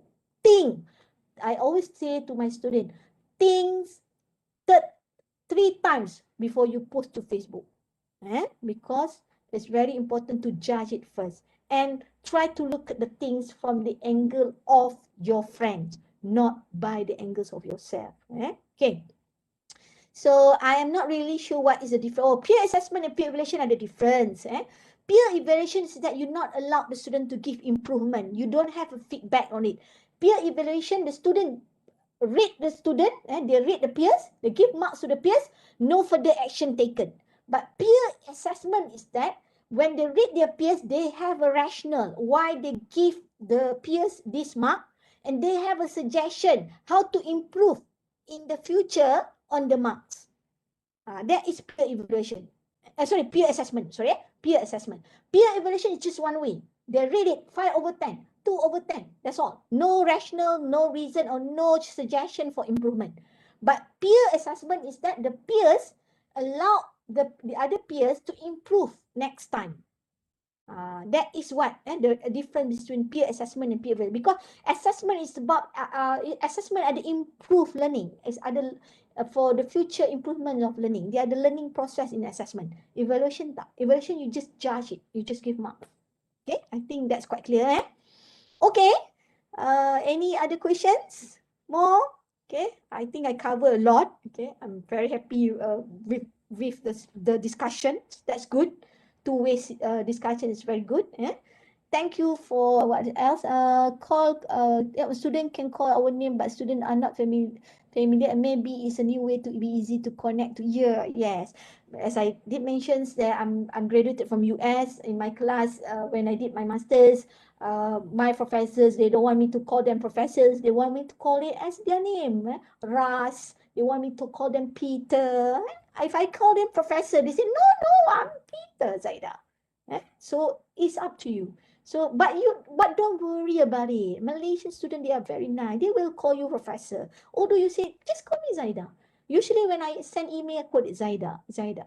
That's all. So they're used to it. They think, then when you have that kind of way of communicating with them, what happens is that they actually able to say friendly things to you that they say, bro, I don't understand it. I lost it, bro. I have a problem, bro. Then you will get more students will go to you and say the things to you and share their problem with you. And of course, anything that you can solve, you solve it. But any personal problem, send them to the counselor. Okay, don't ever try to solve the personal problem. You can advise them, but any serious personal problems, send them to counseling lah. That's my advice. Yes, US is more relaxed, Prof. Mazlan. Yes, you are correct. Yeah, that's why. You in the class, you can eat, you can eat ice cream. Even the professor bring ice cream for everybody during your class. Oh, I love it. I love the situation, and I try to do that also in my class. But not ice cream lah.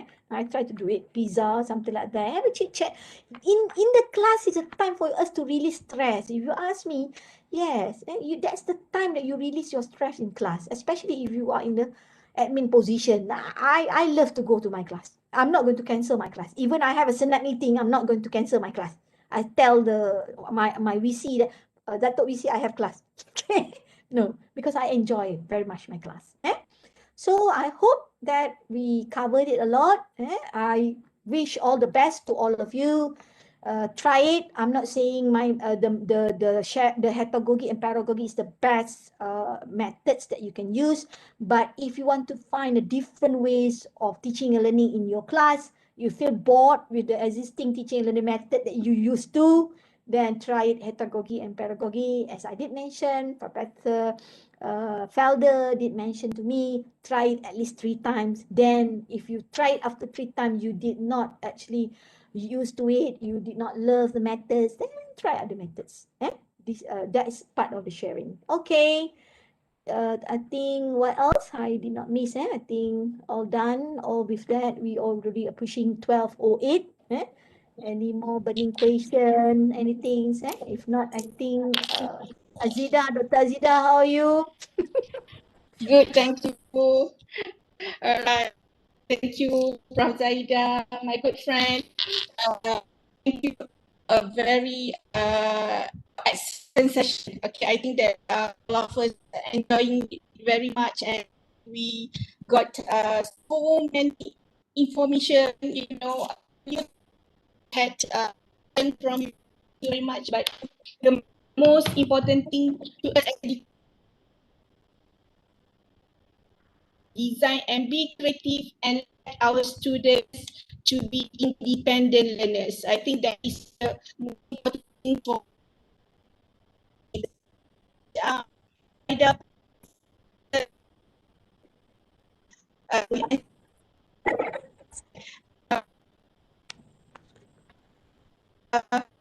next time. Okay, I know that you are very busy and deep, but we hope that your you can make your Friday for us some other times. Yeah. All right. Thank you very much for all the participants and for the good questions that we asked for Prof. So hope that everybody has enjoyed the session as much as I do. All right. Thank you very much, Prof. Again, hope to see you soon. Dr. Azida? Oh yeah, please for the participants, Panzana will share the link for feedback form. All right, so please do fill in your feedback forms in 20 minutes, yeah, or 20 minutes. It will be open at 30 minutes. Sorry, 30 minutes in the form for your CPT points. After 30 minutes, are going to close the URL and you are not able to fill in the form. Okay, after 30 minutes. All right. Thank you, everybody. Please make sure that you try the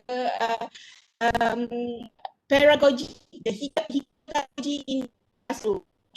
All right. Thank you. Have a nice Friday and have a nice weekend. Thank you, Prof. Ida. See you again. Thank you. Bye. Okay, Assalamualaikum warahmatullahi wabarakatuh. Yes, Send marigat to Prof. Karim. Thank you. InsyaAllah. InsyaAllah. All right. Assalamualaikum warahmatullahi wabarakatuh. And good everybody. Have a nice weekend. Okay. Assalamualaikum. Waalaikumsalam warahmatullahi wabarakatuh.